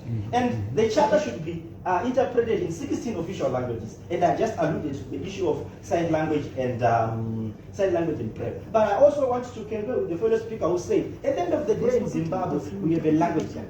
It's very difficult for us to address each other in our diversity of language. So even that document, it also has to speak to our main language, such as Shona, such as Kalanga, such as Ndebele, and it goes on like that. Now, ladies and gentlemen, just from the table, our political parties, they made sure an emphasis to say, this has to be a legal document. In another political party, it has to be a social quota. This is now emphasis. So to you, at the end of the day, if there's an emphasis on that, what do you think and how do you come on board? Other political parties, they say the charter has to be meaningful to the student, the charter has to be meaningful to Zimbabwe and should be interpreted in those languages. The youth quota system in political system, I spoke to that, and we're even free to engage even after this program to say, how do you make sure that this system makes sense to us, and how can they be distributed, and who gets it? Because young people are not homogeneous at the end of the day. You come from intersectionality. If you take me Delight, who's coming from an urban setting, who's speaking in front of you, and you take a brother from Lunga, or talk in the Jambis down in Binga, and you want to drive this issue, they don't even have access to this program. So we are going to make sure that even those in the peripheries of poverty, they are also represented. And today, do not speak about your immediate needs. Also think about the opportunity, speak about the constituency you represent. I'm sure for it could not bring everybody to this program, but they took political leaders, they took student leaders, they took church leaders, they took commission, they took a lot of people that are center of credible information in their respective discipline. So it's a duty on you to make sure that this is transferred even to your fellow constituents. As we be online, make sure that you just do the highlights and you do that. Then the last point in this program, this charter should attest to the polarization or the politicization of the program and the punitive measures that come after this program is done, and how our young people are going to be taken care of. And in closing, I'm saying the Whistleblowers Act is still before the parliament, right? It's a document that directly protects you if you are victimized by people of the law enforcement agency. So you see, when you talk about public secular policy, it's not only limited to things that are happening. Even from your constituents, take time to participate in formal engagement. You may not identify about the process, but you can never influence the system outside the system. That's number one. Number two, deliver yourself from this misconception, intellectual element of thinking that you know it all. We are here to learn, we are here to capacity each other. I wish I had got this document in detail, but I've been minded to keep 5 minutes. Thank you for listening.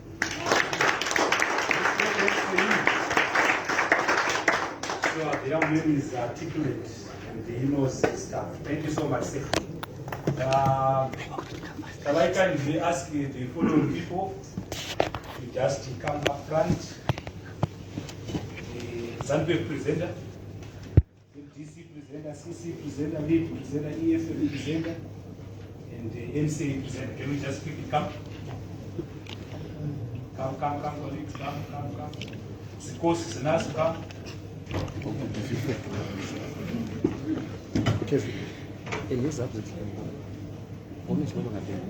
ZICOSU, ZINASU, come. Come.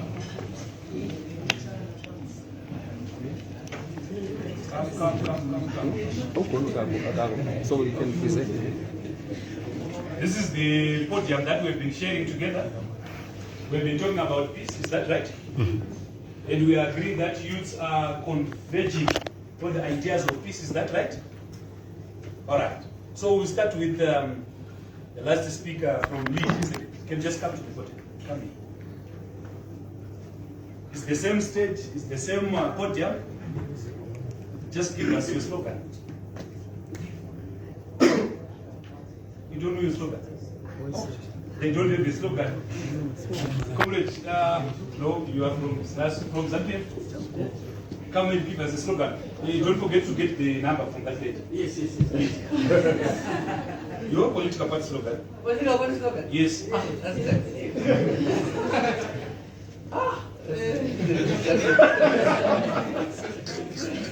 I think it's kind of a much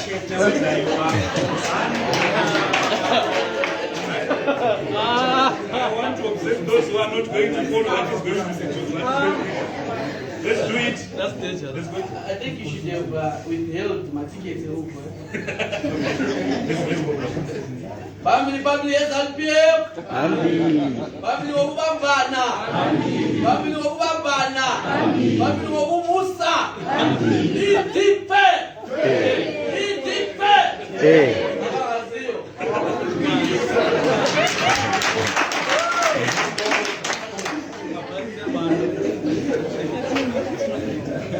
Amanda. Away. Amanda. Away. Somyama.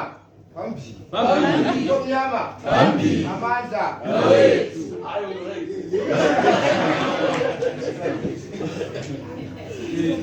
EFF. It's EFF. Lead in the child that is. MDCT.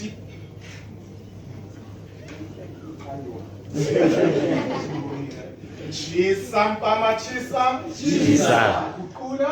Izenzo. Chinja maitiro. Chinja. Kamaitira kuchinja.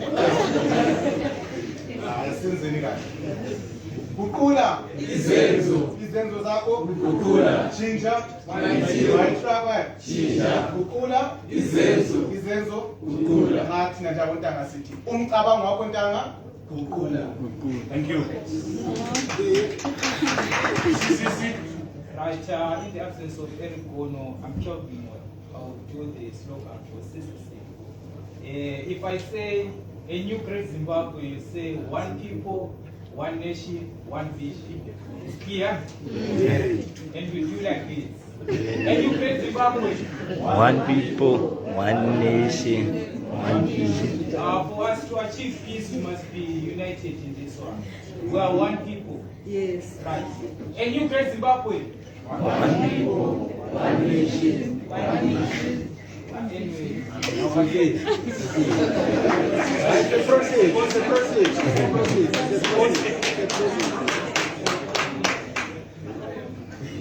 Viva, ZICOSU, viva! Viva! Viva, ZICOSU, viva! Viva! Melhor Zizi! Amém! Zanu Pf.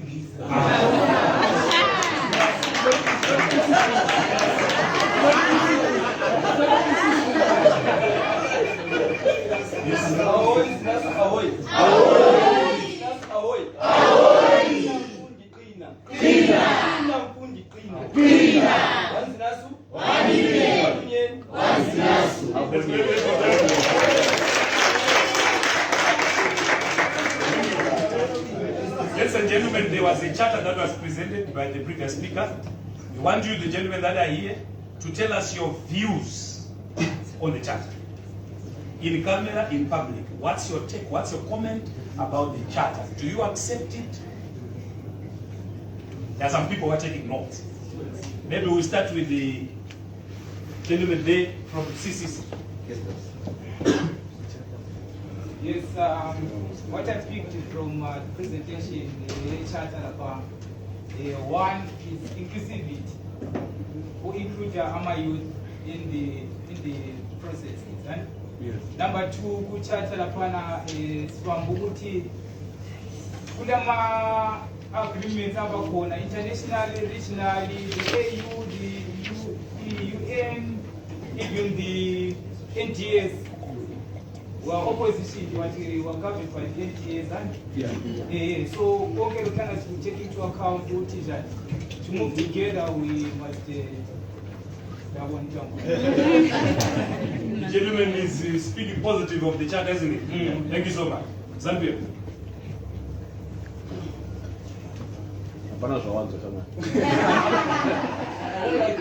Quota made me redundant. All right, it's okay. So I think that was quite a spirited presentation from the gentleman. But obviously, he was raising good things and some things that were a bit ungood on my side. In terms of the charter itself, one of the positives that come from that charter is the identification of young people as a constituency, and saying whatever outcome that we have in the country should benefit young people. That's a positive in the first instance. The second issue that I think may be problematic, he raised, obviously, he talked about the issue of inclusivity, being inclusive. But then when you are trying to be inclusive, sometimes in your inclusivity, you have to be inclusive in the context of our cultural dimensions and inclusive in the context of our cultural, structural creations and the way that we are. Because he spoke of what is the role and the space for LGBTI, Q+, whatever, in this. And I must say, as a member of Zanu Pf, on which one of our values as Zanu Pf is to oppose homosexuality in all its forms. So I will not be able to fully endorse most of what you are saying. Specific concern on the issue of LGBTI. That is an issue that needs a whole new context. This is an issue of culture. I understand these things when you throw around this, when you're pushing an agenda, you have to throw LGBTI so that you can at least excite the but we cannot say, what be very clear that never. The last thing that I would just want to say is that when it comes to issues to do with youth, I think we need another podium. The problem that we have as young people affecting Zimbabwe is the nature of our politics. First past the post. When it comes to elections, Zimbabwean politics is always going to be dominated, whether you want or you don't want, by either Zanu Pf and the CCC on whatever name they decide that period. It will always be decided by those two political parties, simply because we have a first past the post system. Maybe what we need to do in the charter, you need to pursue issues to do with proportional representation, even in the election of parliamentarians. So that at least when we do that, you might find lead in parliament. You might find Mtwagazi, freedom, whatever, in parliament. All these small parties and these minority parties might then find a space within the context of our body politics. But by the same venue where we are still using, in the same way that we are doing our politics, based on the current constitution, inclusivity is going to be inclusive shall mean either Zanu Pf or CCC. So the charter should speak into the way we elect our parliamentarians, not necessarily through MPC. Right now, comrade, the honorable here, you see the way he's sitting, he's not even stressed about his seat. Because you know what? He knows that when it comes to elections, he's just going to stand there and say, Yumloa.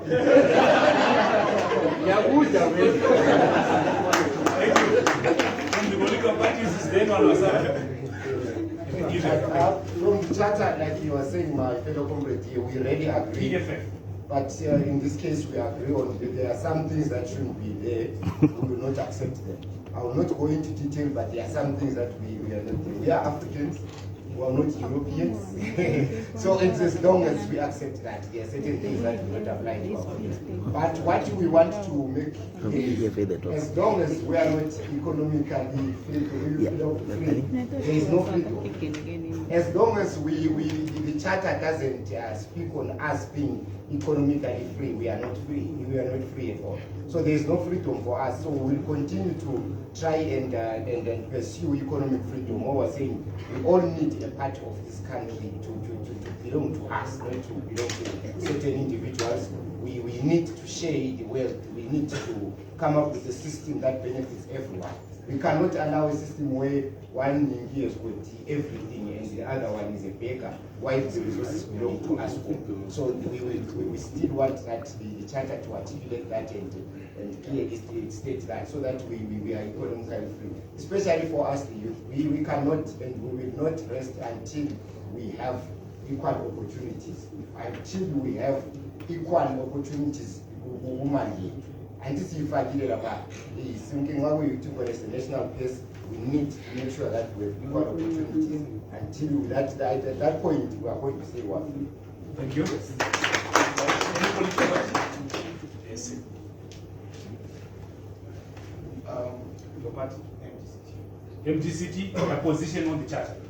We as the MDC would like to formally endorse the charter in as much as we accept that there is no perfect document in this world. Even some critics will even criticize the Bible. So for the sake of time and clarity, the charter, let's hope it finds its way to Parliament. It becomes a formal thing where there will be reprimand for those that breach front. Thank you. Thank you. I think all the political parties are represented, are they? Like from ZINASU. Lead isn't spoken about. Lead, where is it? Where is he?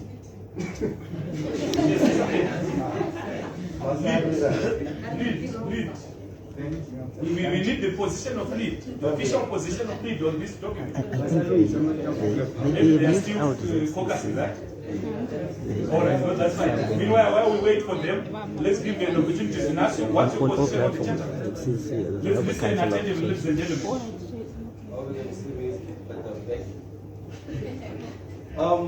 We appreciate everything that comes for national development and students, as long as it does not tend to be politicized. The reason why Zima said probably would have failed because it became political, the NTS1 political, Vision 2030 political. So as long as you keep it developmental, yes, we definitely appreciate. And to my fellow young people, we should change as time goes on from them saying they're giving us 10%, 10 seats in parliament, because we constitute more than them. Instead, we should be saying we're going to give them an adult quota.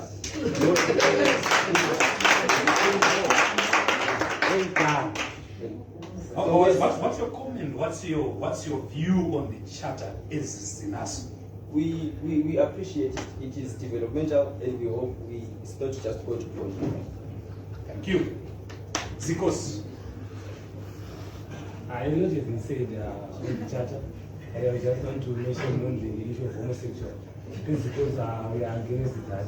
But the charter, I like it explains that there is inclusion of the youth. But on the students, I think they should be more referable. I think that the charter is also significant to the development of the things.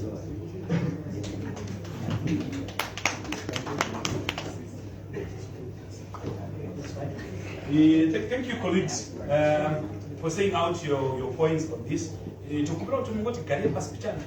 Presentations they're going to be questioned. We want to discuss. Saka, please, we want to just discuss for the next 5 minutes. Just the plenary, so you can take your seats. Please don't. Even your members that are outside, you can call them in, please. We just want to have a discussion. And then I think afterwards, we need also to have a picture. We want a picture. The political parties, please ensure that your members will go outside after this discussion to have a picture that's going to be taken, which speak of inclusivity, the main theme of our gathering here. Ladies and gentlemen, there were several presentations, and I want you to take note that the Commissioner and the NPRC are also taking notes over this, the issues that we are deliberating. and these are going to reach the highest office, and those that really matter in terms of governance. So they are taking notes in terms of that, right?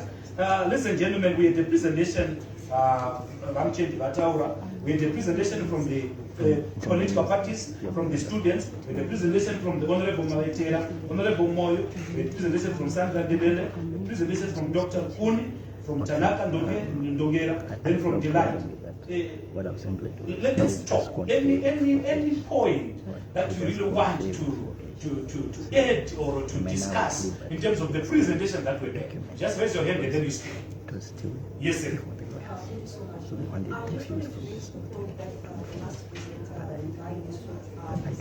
Can you speak up, please? Thank you. I am saying that I wanted to respond to the gentleman in the suit that last spoke. He did speak of the document being a legally binding Just check with me. the social contract. I think it should a legally binding document without question. Why?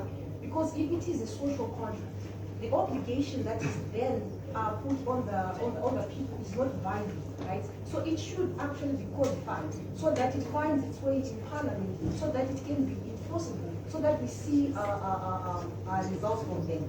Or better still, we can use the legally binding concept to a social contract concept, where then people are conscientized that this is a serious thing, this is a serious document. Then when it is now in them, then it can be transformed to become a social contract document. The other thing that I wanted to raise was the youth quota. If Madam Maritera was here, I think I was going to raise it again. I've raised this issue on different platforms. The youth quota was made to us. We created the document, blah, blah. Then it went to meetings without, then it went to Parliament.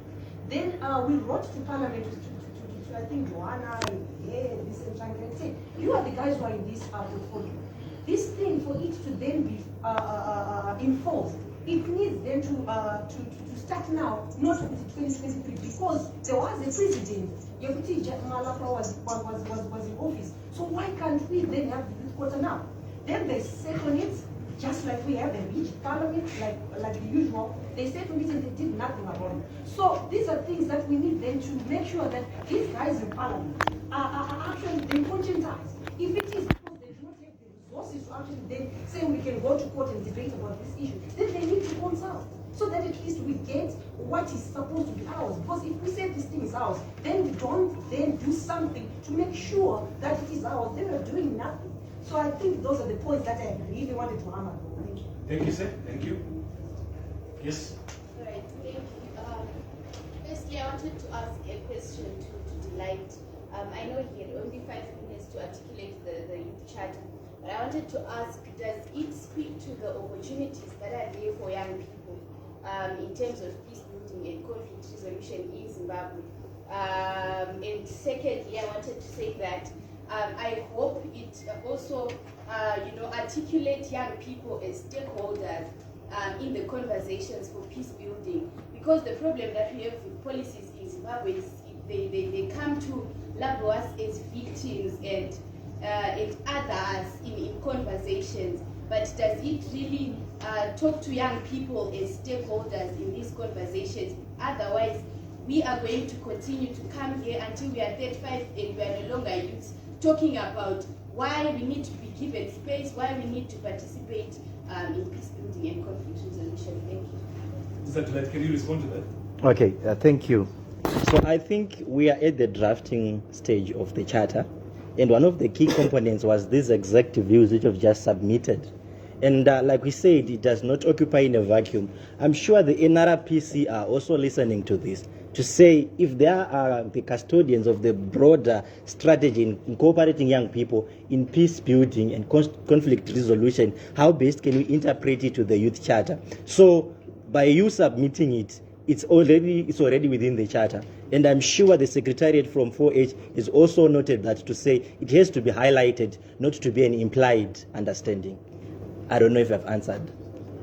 And then the opportunities, does it speak to the opportunities that are there for young people, like economic opportunities and all opportunities, because I think it also measures when it comes to issues of Okay, so the charter spoke very loosely on the issue of abuse of public resources. And when we talk of public resources, the connotation sometimes is economic resources and the natural resources. So for the document to articulate on the specific issues, I'm sure, again, this is in the drafting stage, there was that room to incorporate that. And I'm sure by you saying it now, the Secretariat has noted it because it's now in the drafting stages. Or was just lawyers, your lawyers and political leaders had to give a guiding line in terms of to say, at the end of the day, for this to even have life, what should it speak about?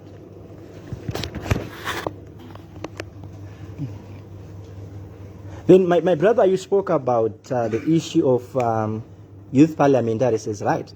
And one of the points that I was not at liberty to quickly submit was we also need to push for the youth bill. I also sit in the Youth Parliamentary Caucus as a non-member of Parliament. And you find that within the bill, it's a legally binding document. It speaks to all spheres of public life, including the economics. You spoke about the politics, even from churches. So at the end of the day, it's also a conversation we need to push because, like I said, we rely on technical knockouts. And because the Constitutional Amendment Bill number 2 is being endorsed to be part of the Constitution, for now the 10 seats are there and they're very stubborn. Thank you. Another issue that Ned is trying to raise is on economic opportunities. That we're saying, in terms of natural resources governance, we know that when it comes to mining, youths are there. But what kind of access do they have to the resources? Okay. Yes, they are there at the mines, but do they control the process out of it? So probably that's what she's talking about, in terms of opportunities. Was more on the youth mines, but those mines normally they have nothing. Or secondly, those that have something end up in the hands of the minority few. And the majority of them. So those are the economic opportunities that every youth, regardless of political affiliation, must have access to. All right. May the following leaders just see IV outside. Youth for ED, NPRC, I think the local leader from this side, SRC, then ZCC. We want to come to the conclusion of our discussion. So those leaders, listen, can you just go outside and see IV? Yes, my brother, you are raising your hand. Yes, I'll be very quick. I want to buttress on something here, where my brother talked about, we call this public secular decision. That's listed on that charter. So I want to support the issue of allowing the LGBTQ+, because it's their right, those people. It's like, how can you force someone to not to be gay or not to be lesbian or not to be transgender? How can you? It's actually in peace we give each other the opportunity. Exactly. It's personal. Yeah, it's actually my personal view of interest because I note it as a thing that it's like you are violating other people's rights that are enshrined in the Constitution of Zimbabwe. For example, the freedom of expression right. You know, those people, of course, it's against our cultural norms and ethics, but it's important that we recognize. It's like when someone is masturbating in the toilet, you see, whose right is he infringing there? So we need to be conscious about that. And then another thing is we highlighted on the issue of this charter being a hybrid system, right? And it has to develop, like we are in the informational generation. We're no longer in the industrial generation. That way passed. So we need this charter to continuously develop with the views of the youth in terms of consultation.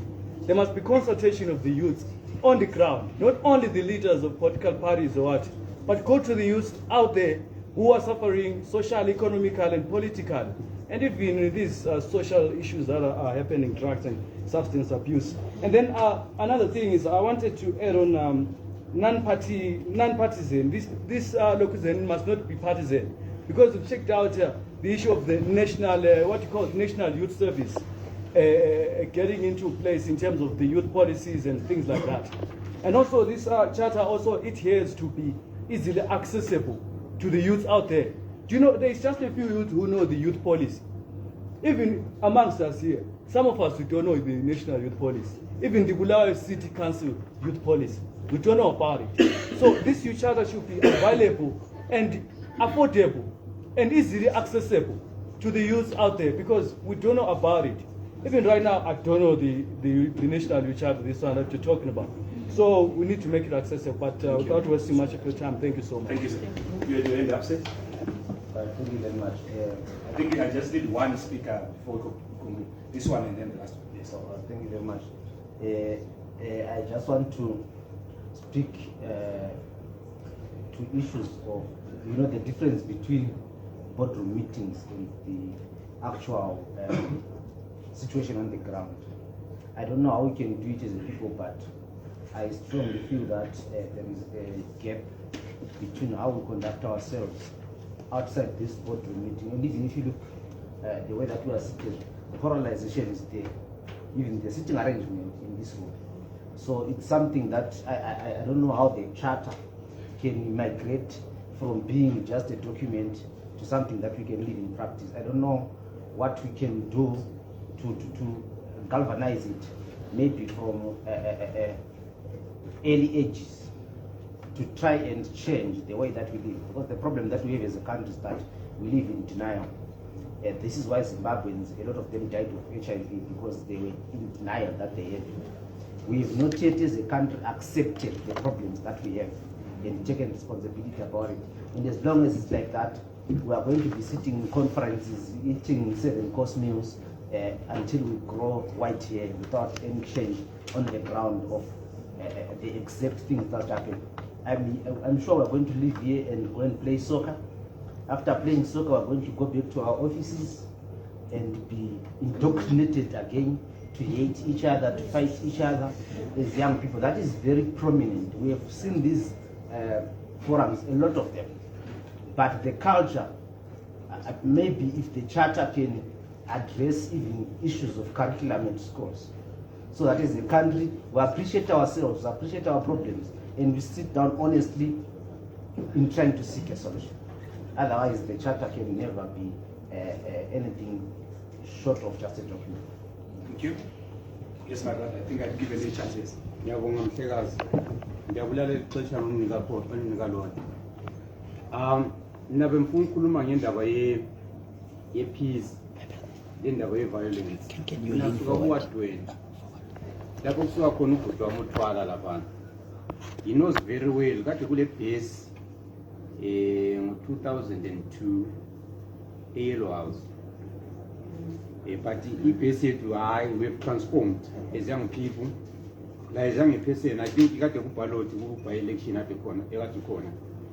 We have transformed. Like seboni politics zangikhona ngelinye ilihlo. We are no longer that. We are no longer those people kade benjengalokho kade kuyikho khona ngalesa sikhathi. But emfuna ukutsho ukuthi ama institutions ale government phakathi attacked ngenye inhlanganiso yezombusazwe. So ikuthola kusiba nzima ukuthi abantu be-accept izinto zokuthi to do le government.